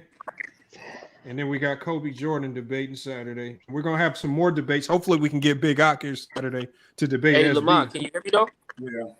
Yeah. What's up? Oh, okay. My mic, I was going in and out, but yeah, I got to figure out what time that is for me because you said that's 6 Eastern, right? Hold on. What time zone are you in? I'm Central, so I think that'd be. I just got to figure out what time. That'll be 5 for you. You on my time zone. That'll be 5, I think, right? Yeah, that'd be so 5 p.m. Saturday, right? Yeah. Yep, tomorrow, 5 p.m. for you. Yeah. Is that hold on? That's this Saturday or next Saturday? This Saturday. Okay, I'm gonna have to look. I'm gonna have to check my schedule. I'm gonna let you know by tomorrow. But let me check. Hey, this is what you do. You just if it don't work, just hit me on IG. I'm gonna look up FYF Sports Debates. Yeah. So just hit me on IG. I'll be checking my message. We debate random days out of the week. So if we need to move the time around, we'll move it around. But we'll just see. We'll just see. So if I don't hear from you, I'll just assume that the time works. Hey, you said the panel votes? So the panel votes, the chat votes, and then we have a celebrity guest or whoever we can get to break the tie, kind of like we did today, to break the tie as well. So it's not the perfect voting system, but it's what we do here, man. Oh, man, that's the best system. I like it. Yeah, it's been flawed in the past. It definitely been but the thing is, it's the closest we can get. Like we can switch it up 1,000 times, and there's always gonna be hosts. Well, I got to get Big Ox up here though, so he can get this squared away. There's always gonna be a young Africa somewhere. There's always gonna be a dub coming in. Hey, but you know, I just watched that. Lamont, you know, bro. Yo, what up, Kobe? When it comes to that Kobe leadership, it's a lot of stuff, man. That bro, people just don't. I'm staying out, Kobe Jordan. I'm staying out. Save it. I know. No, I know. Hey, listen, I'm good. I already know that. I'm just saying, you know. I mean, but Kobe, what I'm saying is, you are confident, but make sure you do your homework because you can still be right and lose a debate. No, 100%. It's not about. It's about me bringing my facts. I already know that. You got to move the crowd, bro. He said move the crowd. Look at Big Ock. No, Big Ock. No, look, Big Ock. This is what I want to say about Dub's vote, y'all. We've had our own people give crazy votes and sway things. We saw True to Game get screwed over multiple times, and it had nothing to do with PC. So Big Ock, sometimes I think we make a joke of what Dub did, but at the end of the day, it happens all the time. So I don't really want to overblow it and act like it ain't never happened. It happens. It is what it is. I just tell True to King, just next time you debate or anybody that loses a debate like that, just go make it undeniable. You know, sometimes teams hit game winners on you and they might be trash. just blow them out next time so they can't hit no game winners. You know what I'm saying? So Big Ock, you know, it ain't no excuses. And that's why we tried to tell Ticket when he tried to do all that snap. Everybody came like, bro, that wasn't the first time that happened, bro. You just going on this rant and everybody hates you ranting. That's not the case, bro. Or y'all about the vote, and that wasn't the case. That wasn't the first time that happened. No, it happens all the time. And you know what? True the King was mad for like a whole month about it. Yep. Said he wasn't going to debate ever again, whatnot. You know, it happens though. You know what I'm saying? But Lamont, you know why you can't take it personal though, and this is no offense, but dudes they will vote based on like, and this is just bias. They'll vote for based on dudes that they rock with. That's just simple. I mean, you can't be mad, but that's just what it comes down to. And Kobe, this is my point. Your debate got to be so nice where you got to convince the people that might be biased. Yep. Hey, I'm a that's how. You person, see what I'm saying? So you got to know that going into your debate, and you're like, okay, how can I convince the people that are avid fans against my point? Make them disappointed in their homie. Like, bro, you could have did better than you being shown. And I've seen people come up here and admit, be like, dang, I don't even agree, but I had to vote for the other. I've heard that say multiple times over here. So, right. You know, it is what it is. All I'm gonna say is, hey, USA Olympic, Kobe, yes sir. Ain't no greater leadership. Bro, you better stop giving out your playbook, man. You give out the go ahead and give out the scouting report. I don't listen. I got too much I got too much. So you sound pretty excited to have this debate. You better win. But Lamont, I got a question though. Have you debated or no? Do you just have people come up? Like I've had like, I haven't really been challenged. But the thing is with me, you lying. I challenged you when I first came over your channel. No. This is what happens. See, this is what Kobe Jordan. Wait, what you said, Lamont? I didn't hear you. See, now I could actually debate SB because for me, if I'm gonna do a debate, I'm gonna clip it and I'm gonna try to get something out of it. But now that SB has a platform and I can snatch some of his clout from over to TikTok, I definitely debate him.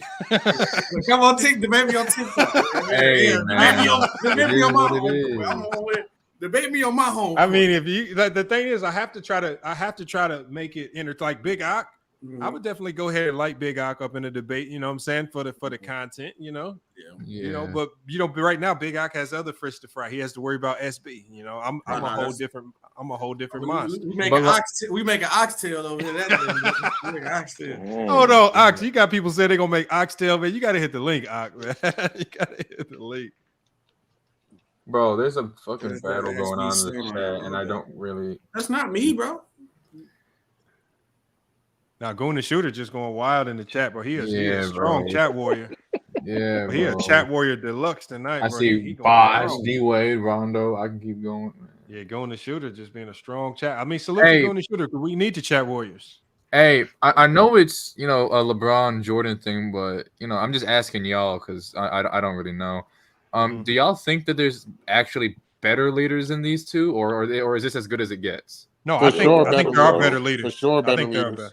I think Duncan might Bill be. Russell for sure. Magic Johnson to me. Larry was a great leader. Hold on. Now, this is one thing I believe. I believe the Magic Johnson leadership thing is a myth. I'm telling y'all. Explain. What I heard. Lamont. What I heard. So when I talk, Lamont. Like, hold on. So when I talked to Dan Marley, remember, he played in the league when Magic was in the league, and you know he knows his stories. This man would literally talk about some of the things that were going on in that locker room, and it did not sound like that of a leader, man. You talk about a man that would have strippers in the locker room. Oh, I'm talking about crazy. Damn, that's the Magic Man. Nah, he ain't no leader, bro. He's Magic Man. It's LA. That's how we get down. Magic is here. I ain't gonna. Y'all talk about Gilbert Arenas potentially bringing guns to the locker room. This man. Oh, see now, Gilbert Arenas is. That's good leadership to me. Bringing strippers to the locker room. That's good leadership. That's some good leadership, man. Magic Johnson will be making plans to be taking people's wives and all team that. Bonding with the strippers. That's good team bonding. Yeah. I don't want to my point guard to bring some strippers. Yeah, man. Boy, you got. Hey, bro. No wonder If I was on that team, bro. night. If I was on that team, bro, I never want to leave the team, bro. Thank you. Oh, Magic that dude. Bringing the strippers and everything. West, everybody occupation is good. They are great workers. They do their job hard, man. You know what I'm saying? Yeah, there we go. Great for it. Man, he supported the community. Their feelings are validated. Look at all that community service. I said, I wish I had some teammates like We all do, boy. Shoot. Yeah, the Magic Man. Strippers in the locker room is damn. Hey, it was the 80s, man. It was around that time. Everybody in there drinking beers and there. Hey, Whatnot. man. Look, That's a real point Crack guard in the right there, fucking man. 80s, I guess. Yeah. Hey, he making the plays on and off the court, baby. That's what I'm talking He's about. Magic. I expect it. I mean, It's the I don't Magic expect Man. anything Yeah. else. Less. Yeah. The Magic Man. He probably had Polaroids of the girls. He's telling them, "Hey, you guys play right. You guys play right. I'm gonna bring this one by tonight." Hey, you dropped 15 tonight. Cold, bro. Oh, don't be out there. Oh, that means so. You hold on. Are y'all saying that AC Green was capping about being the virgin the whole time? Magic. He was on the team with Magic Johnson. Look, hey, all of it. I ain't gonna Magic say putting I ain't on gonna all say it his in the teammates, bad bro. way. But what my granny always told me: birds of a feather flock together. So who you around, you gonna play a part in that. So he a virgin. Where? Not with Magic. No, I think he did. Pause. I think Magic was wild, man. Somebody said pause. Man, the Iron Man. I'm not. But y'all know, man. All right, y'all. Look, Good debate, man. Hold on, we got a couple guys in the backstage. Hold on. We got to bring George up. George, because George. Hold on, George. Your mic working? Yeah, I only got two things to say, bro. Hold on, let me put you on the big screen, George. When did the young bull become a leader? You tell us. I'm asking you. No, you said he became a leader in his first couple of years with the Bulls. What year did? I'll answer it. Yeah. LeBron was thrust into a leadership role from his rookie year on forward. I asked you about Mike. Huh? When did Mike become a leader with the Bulls when he came into the league? Michael Jordan was thrust into a leadership role his rookie year as soon as he joined the Bulls. No, he was not. Yes, he was. Them veterans did not give Mike that title. Orlando Woolridge and them, they did not give him that title. He did not get that title from them until his third year. What? Can you explain why you know that? Orlando Woolridge wasn't even there in the third year. Well, the second year, whatever you want to call it. Hold on. How do you know that? Can you tell me how you know that? Hold on. Let me go back. Hold on. Wait a minute. Let me go back and think in my mind when they gave up the reins to Michael Jordan. When Michael Jordan first came into the league, they did not respect Mike. They kind of you might say they hated on Mike. Them boys is doing coke, won't they? See, that's what I'm saying. You guys want to bring Y'all up. need to respect life. So what you mean? But that's what the whole NBA was doing back in that era. No, I'm saying that to your point. Like, So that's what I'm saying. They did not make Mike no leader. The media might have made him a leader, but inside that locker room, he was not a leader. So are you telling us that LeBron was a better leader? I'm saying, what you mean a better leader? No. So what are you saying? I'm just saying, I'm asking you the question because some of these debates are flawed because Mike didn't become a leader to a certain amount of time in his history. No. He did not start off as a leader like LeBron. Yeah, I don't know what this guy's saying. I agree with OG. I'll take that point as a fair point. Now, how does this point favor Jordan? This point favor Jordan. Yeah. Because if Bron was George, you think LeBron a better leader than Jordan? George? Huh? If Bron was George, you think LeBron a better leader than you can't be giving LeBron fans more ammo, George. No, because I feel that. Hold on, wait a minute, bro. Wait a minute. How many trades did the Lakers have within LeBron's tenure? They had an all-star on the team, did they not? I didn't ask you a question. That's how many trades did they have? A lot. String. Oh, never mind. A lot. Hold on. What does this have to do with Jordan's first couple of years? No, I changed it. You said that you asked me about LeBron's leadership. No, I'm saying your point that you made, when you said that's giving LeBron more credit to be a leader. Because No, I was asking Lamont a question because he acted like Jordan was a leader when he first came into the league. Okay, but you've convinced me. You've convinced me that Jordan wasn't a leader when he first came in the league. So now I understand that LeBron has been a leader longer than Michael Jordan. Right. You No. You can't change it or reverse it. Michael Jordan was not the captain of the team. That's what the leader is when he came into the league. He don't like either one of them, So bro. you saying that LeBron was a leader longer, bro? Huh? You just made a point for LeBron. No, I did not make a point for LeBron. LeBron was the chosen one. Michael wasn't. What? What do you mean? I don't think you like either player, bro. He debating against both of them. Let me say this. Are you listening to what's going on? George, if LeBron was the leader of his team from the jump and Jordan was not, therefore LeBron would be a leader for longer. No. LeBron was made the leader because of the hype when he came in on to the Cavaliers. Was he the leader? Michael, stop. Let me talk. George, was he the leader or not? George, Stop. Let me talk. LeBron didn't come in. Mike didn't come in with the same hype. Let George finish. Mike didn't come in. Mike came in as the third pick of the draft. He did not come in as the number one pick. He was not well respected to be what he turned out to be in the league. But once he earned that respect, he became the leader and took over the NBA. Okay. Can I say something about that, please?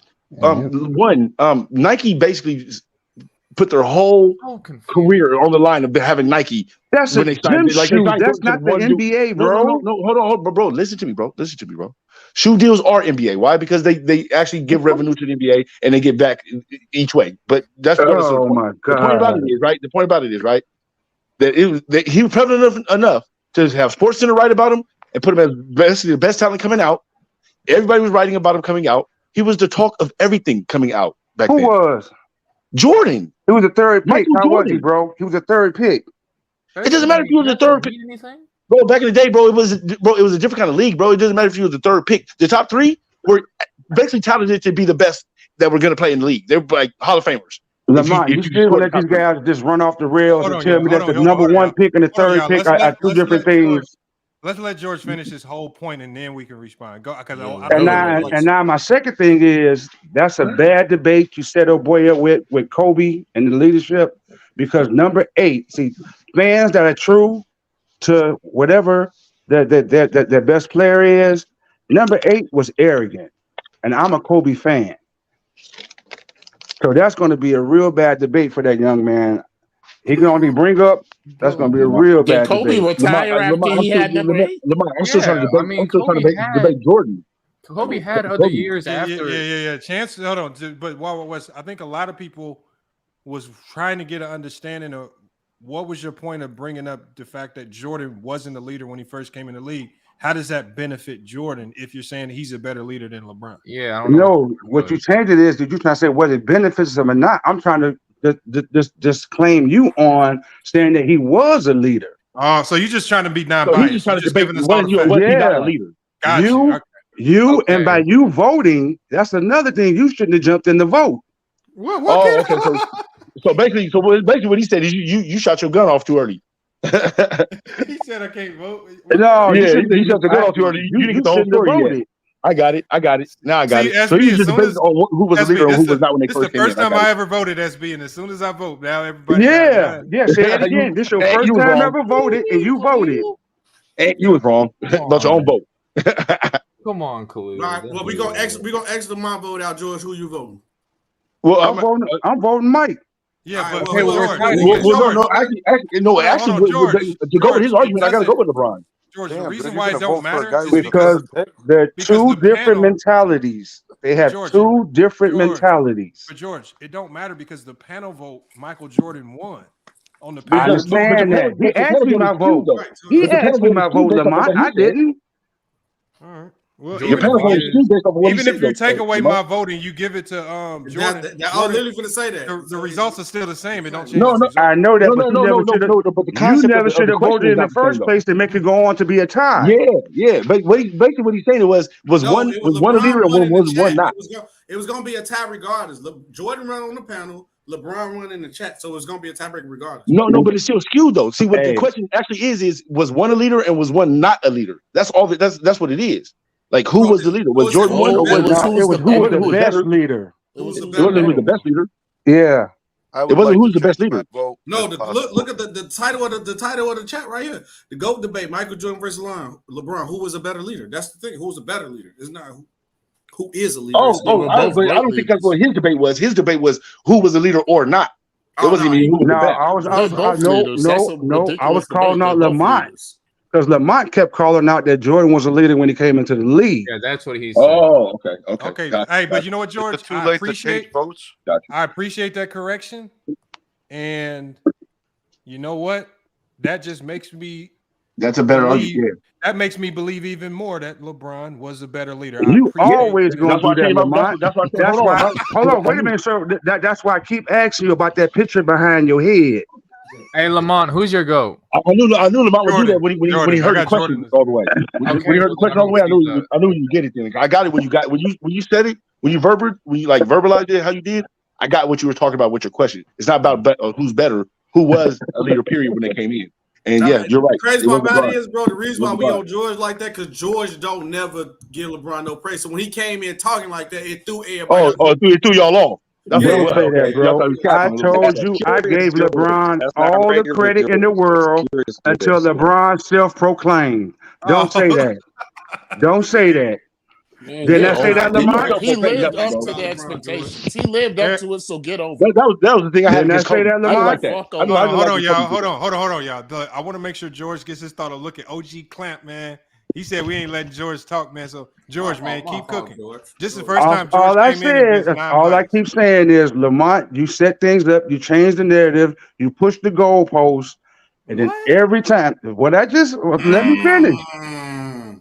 Let me finish. It's what you do. George, you cooking. This what you do. Lamont, can I change my vote? When Michael was winning, when Mike was winning the vote, you jumped in and voted. Excuse the vote. Lamont said you excuse the vote. You did. You made it a tie. I didn't even peep when he did that, George. I didn't even peep it because I was just in the notes. Hold on, George. You did that. George, hold on, George. Hold on, y'all. George, the panel vote was Jordan 6 votes. Before all that happened, when Michael was winning, you jumped in and made it a tie. George, even if we take away my vote and add George, it don't matter. No. What happened. Like you said, what's done was done. You can't argue a point. You can't argue a fact. I can't win for losing, man. I vote.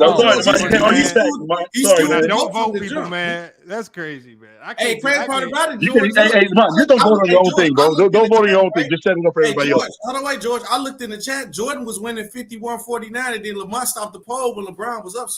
Bro, you gotta watch Lamont, bro. You gotta watch Lamont. There's conspiracy going on here with Lamont. Dirty tactics. Yep, Lamont got conspiracy going on over here. That's why SB turned his camera off. Look at him, y'all. So he got 6 dice. You turned the camera off? You have to watch Lamont.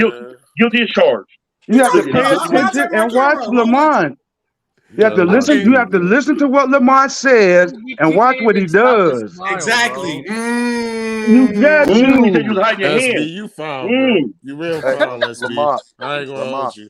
Lamont, it's all good, hey, man. This is why I love having George up, man. Look at him trying to promote the George versus Lamont debate. I would never ever debate a stat boy. I would never do that. Stat boy.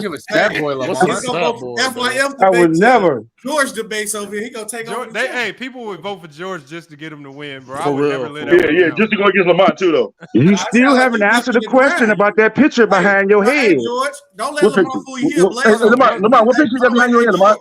Hold on. Hey, George, don't let Lamont trick you. He a Blazers fan. You know that picture behind your head. What picture you got behind your head? Which one? Oh, Jordan and Kobe. Look at Lamont ducking that grime. You talking about Jordan's son? You talking about Jordan's legitimate son? Kobe? What about the picture though? What about the picture? It shines up there every podcast. Right behind your head. I put the picture up for a reason. I know, but you're not telling your podcasters why it's up there. Tell your podcasters why it's up there. I told you. Hold on, George. I tell you that Jordan's the GOAT and Kobe is Michael Jordan 2.0. Yeah, he was his son. That's his son. So if he's 2.0, that makes him number what? Number 1, number 2, right? No, I'm saying hold on. Yeah. No, hold on, but George, this is my logic on Kobe and Jordan, and I want to get everybody's thoughts on this. You got a point. Kobe is Jordan 2.0, and whenever you say something is 2.0, it's usually an upgraded, better version. Yeah. Hold on. Now, what I'm saying is, now here's the difference. When we rank players, though, don't go to stats. Hold on, George. Hold on, George. Let me finish. Chance. Let me finish. Because I think this is a really good point. When we rank players, it's more than just about individual talent. And I've always been clear about how I rank, especially my top 10. It's about your individual dominance, how you dominated your own particular era. And I truly believe that Jordan dominated his era of basketball better than anybody else in my top 10. You know, and remember, Bill Russell was dominant winning wise, but he wasn't as dominant maybe statistically or individually like Jordan was. Jordan was dominant individually. Jordan was dominant with collecting the accolades. Jordan was dominant with the winning. He checked all 3 boxes, and it's not too many. Like Wilt was dominant statistically and a few accolades, but he wasn't dominant with the winning. And so when you start to check boxes, Jordan is one of the only guys that can say, I checked all 3 boxes. And that's why you got to say Jordan is always going to be over Kobe in any ranking, even though Kobe individually might have the edge as just a better player. He wasn't as dominant as MJ. That's what I believe. Now, George, you might say Kobe's a better player than Jordan. Maybe you disagree, but that's just my explanation on it. So hopefully that clarifies it. Go ahead. The way you rank is strictly the way you rank is strictly relative to era. No, yeah. So what I say is, I just so that everybody has a fair shot in my top 10, I'm only going to judge your dominance on how you dominated your era, because I believe that guys from the 60s need a fair shot. And so this is why I can say Bill Russell's in my top 10. This is why I can say Wilt's in my top 10. This is why I can put Shaq and Tim Duncan in there, because they all had some level of dominance, whether it was individual, whether it was winning wise. I'm not going to knock you if you couldn't make a layup, but you were able to dominate defensively. If you dominate however you need to dominate, if you could dominate in some way, shape, or form and impose your will in any given era, some that we can see is recognizable with winning stats or accolades, I got to give you recognition for it. Okay. And, I want to hear you say when was Kobe's dominant era. Quick question. Lamont. Is Magic in your top 10? Yes. Right. Lamont, when was Kobe's dominant era? 2000s. Yeah, I want Lamont to say it. And actually, I want Lamont to tell me when was Kobe's dominant era. Kobe's prime was in the 2000s. I said dominant era. Don't say prime. Dominant era. 2000s. Same thing. 2000 to 2010. Yes. Thank you. That's all I want to hear. So when Sturdy come on here talking about your boy had a 16-year prime, I want you to check him.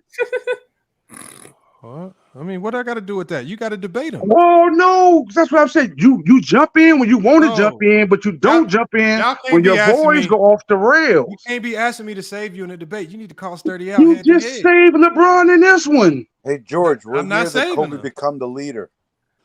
Was the year 13 because he was the 13th pick in the draft? No, I said number 8 was more arrogant to me than number 24. Hoop Radar. There's the link. Hoop Radar. Got you. That's what I said. So that's why I think old boy is going to lose the debate, because Kobe was an arrogant player when he was younger. Okay. George, he got older. I mean, hold on. And that's my favorite player. My bad, George. I don't want to cut you up. I gotta let Wes get his take. Okay. Because Wes been waiting. He pulled up. Wes, what you got on this, bro? On Jordan, a better leader than LeBron? Just anything we've been talking about, but yeah, I want to get your thoughts on that as well.